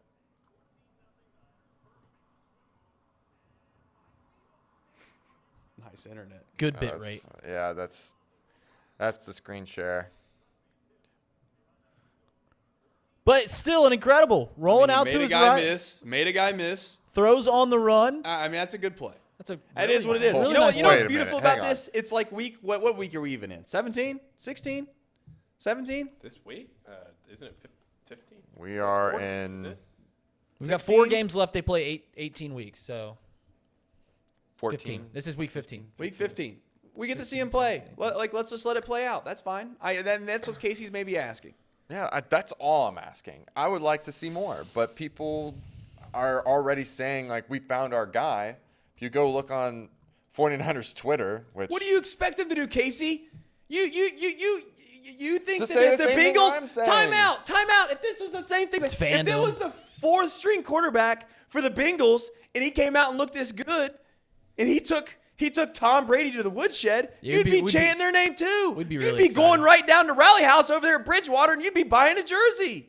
You can't sit here and act like the 49ers fans shouldn't be excited because their quarterback looks good. I mean, for all intents and purposes, Cincinnati fans should be ecstatic that Joe Burrow is their quarterback. Then 49ers fans they don't appreciate what they have because they have probably one of the best coaching staffs, one of the best overall teams in the NFL. You don't think they appreciate that? If they're going to sit there and crown Brock Purdy as their franchise, then yeah, they don't appreciate their team. Because their team is the reason why they're winning games, not just because of Brock Purdy. I mean, I bet you Brandon Allen does the exact same thing. Are we going to crown Brandon Allen? Brandon Allen has never looked like Purdy. Never. I've never seen Brandon Allen make plays like that. You didn't watch enough Hog games back in the day. Yeah, you did. I've seen plenty of Hog games back in the day, believe it or not. In fact, when I seen him in the SEC, I used to think, man, that guy's going to be a good insurance salesman. Turns out he's been the backup quarterback for the Bengals the past couple years. I'm just watching it, not all chopped up, and it should have been picked off. No, that ball should have been picked off. This guy is. All right, fair. You're a hater. Brock Purdy hater. Slow ball in the air, and the linebacker doesn't try to pick it off or swat the ball. He's just like, oh. I can't believe that you're sitting here acting like this guy is not better than Brandon Allen. You know what is better than Brandon Allen? Christmas. That's right. Christmas is better than Brandon Allen. And Paul, do you got something for me? I got a Christmas present for you. You got a Christmas present for me? Yeah. 2 tickets, 2 rows behind the glass, Monday. Columbus Blue Jackets, Dallas Stars. Behind the glass? 2 rows behind the glass, just for you. You're the best. I got you. That is exhilarating. Get to see my Stars play the Blue Jackets. Big Dallas Stars guy over here. Thank you, Paul. Got you. The best. Are you coming? Not 100% yet. I got to find out. All right. Well, the second ticket I trust will go to a good home. Either way, me or whoever. All right.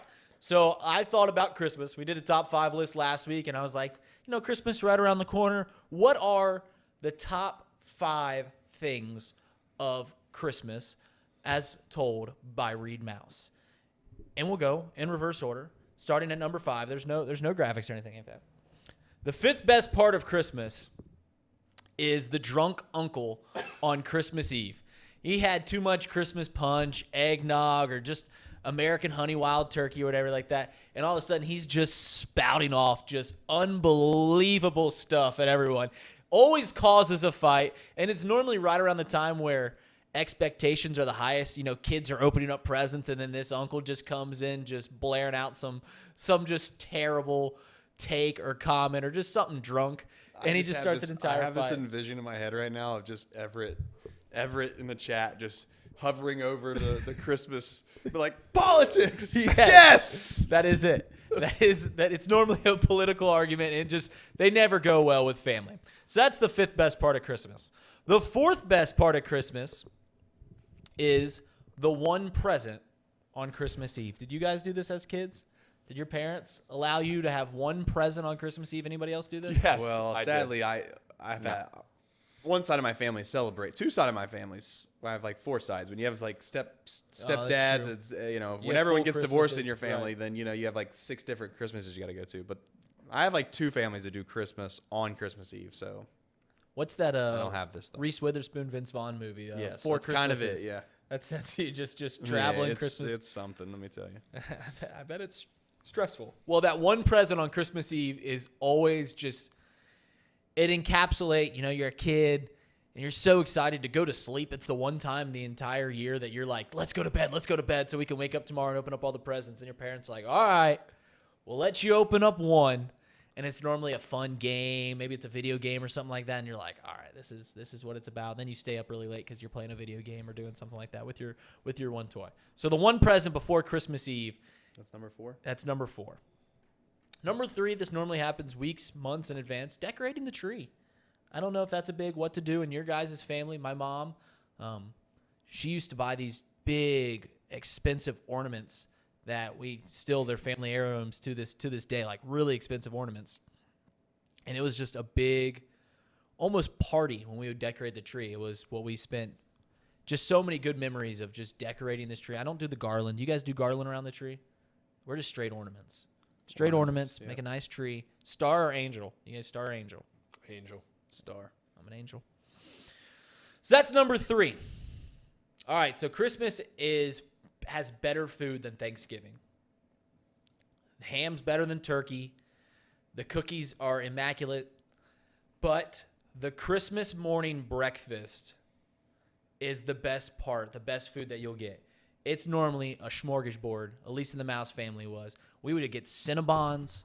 We would get eggs, omelets, whatever you want. French toast made by Mark Mouse.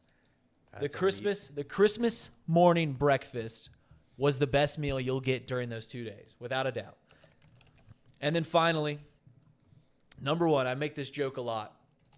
The best part of Christmas is the dad just anxiously walking around as everyone's opening up their presents with a trash bag, getting all the trash. There's always one dad that is just so stressed. Just walking around. Trace, he doesn't do this. He picks it up at the end. I asked him yesterday if he's a trash bag. You guys know what I'm talking about, right? Oh, yeah. Lure Up is anxiously just, as everyone's just ripping open, not caring where the wrapping paper goes. He's just shaking this bag like, come on, you got to throw it in the trash. That was Lure Up. That was Mark Mouse. That is everyone's dad on this Christmas. Now, were you a rip the presents open, or were you a let's delicately open the wrapping paper as we watch everybody else? As a kid, ripping. I mean, you couldn't see that thing quick enough. As you get older, and not that presents don't get you excited when you're older, but you get a little more patience. Like there's more to do than just ripping open presents. You take your time, right? And so I have a question. Did you guys, each person in the Christmas gathering, did each person get a present and you all open at the same time, or is it one person opens a gift at a time? So as a kid, grew up with 3 siblings. Yeah, we'd go downstairs. We couldn't open the presents till we woke up the parents. And, I mean, we're waking up at 5:30 in the morning, 6 in the morning. Yep. And they finally come down red-eyed. And we just go to town. I mean, the Christmas is over in 10 minutes. I mean, just ripping open every present. Yeah, that's cool. Get to the next one. And eventually we decided that's not probably the best way of going about this. Let's take our time spacing it out. So as we got older, my dad would give out presents as the day went on.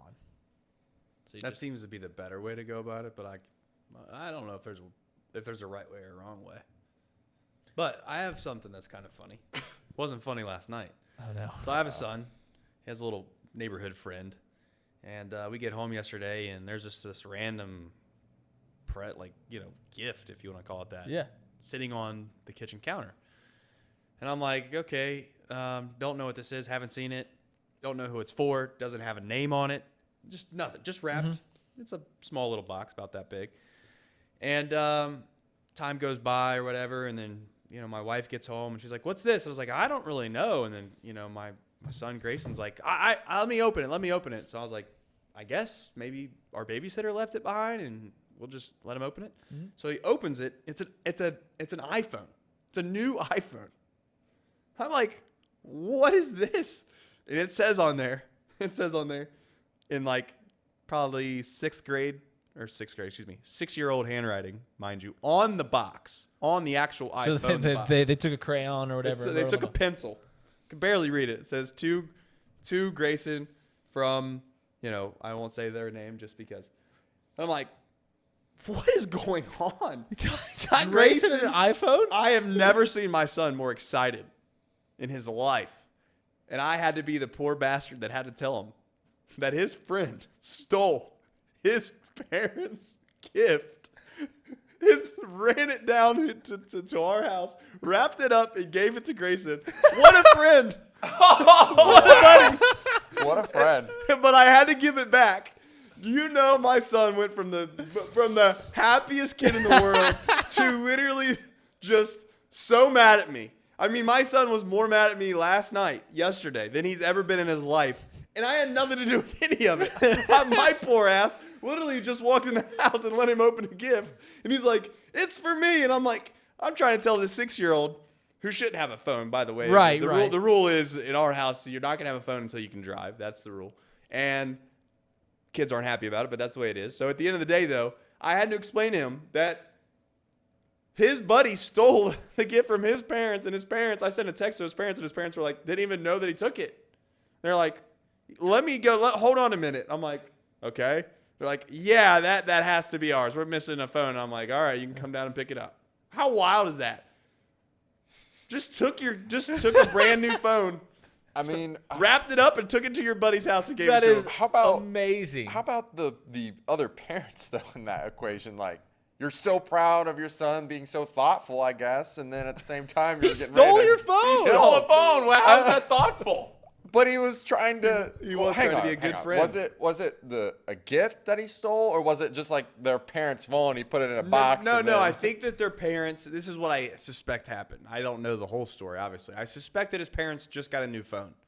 You know, you get a new phone, and you get rid of your old phone, or you basically are just transferring your phone, so you have an extra phone sitting around for however long you have it. They must keep the boxes at their house. So they had their old phone in their old box, if you will, but it looks brand new because they obviously took care of it. So they put it somewhere, and I'm assuming the son knew that phone was no longer being used, and he could just take it to his buddy and give it to him. That was a terrible night for me. Grayson is very outwardly emotional, very too. much. Yeah. Right. He's the middle child, gets picked on a lot. In fact, he has a black eye right now from his older brother. And but you know what? He's going to be tough. So hey, it is what it is. Just another learning lesson. Best Christmas movie is clearly Christmas Vacation. And number 1 on your list, you didn't really. I know you meant to say this is Jesus, just to protect you. On the top 5 Christmas things, Jesus number 1. The guy that has to miss a Bengals game every Sunday, baby. To go to every Mass. Sunday at St. Joe's Church. Just saying.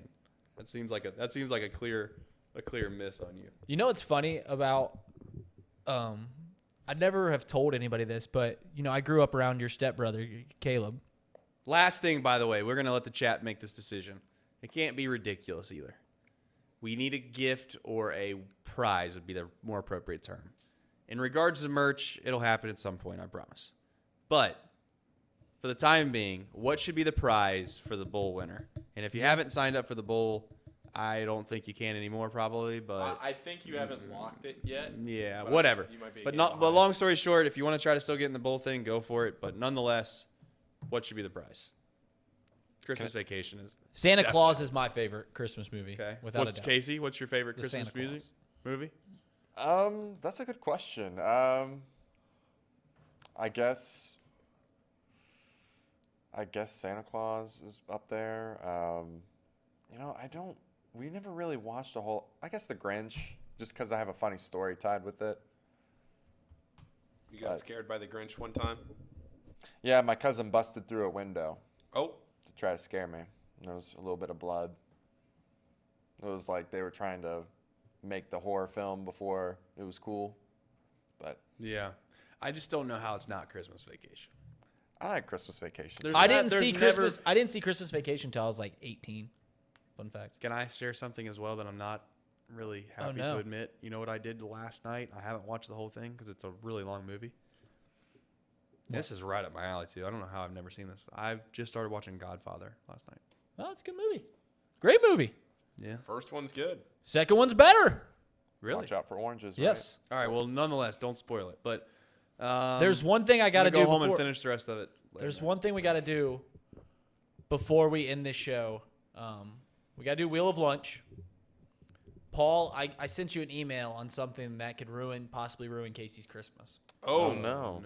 Okay, hold on. But where are we going for lunch? Do you need me to put the email up on the screen? It's a picture. There's a picture, so you can load the picture. Oh, I did. You took that. You found that picture. Okay, hold on. That's what fantastic. picture? Hold on, I'll throw it up on the screen. About the direct deposit thing? No. Casey. What? We'll do this live on air. I don't care. Hold on. You guys do your thing. I got to pull it up. All right. Casey, pull up my screen. Ready? Hang on. That's Gina's does Flash it feel up like a there. good, All right. good call. Does that ruin your Christmas? Lamar Jackson in a Santa hat? Is that the worst thing that could happen to you, your Christmas-wise? I just don't know why Santa is hugging him like that. That really is. That's shaking me up a little bit.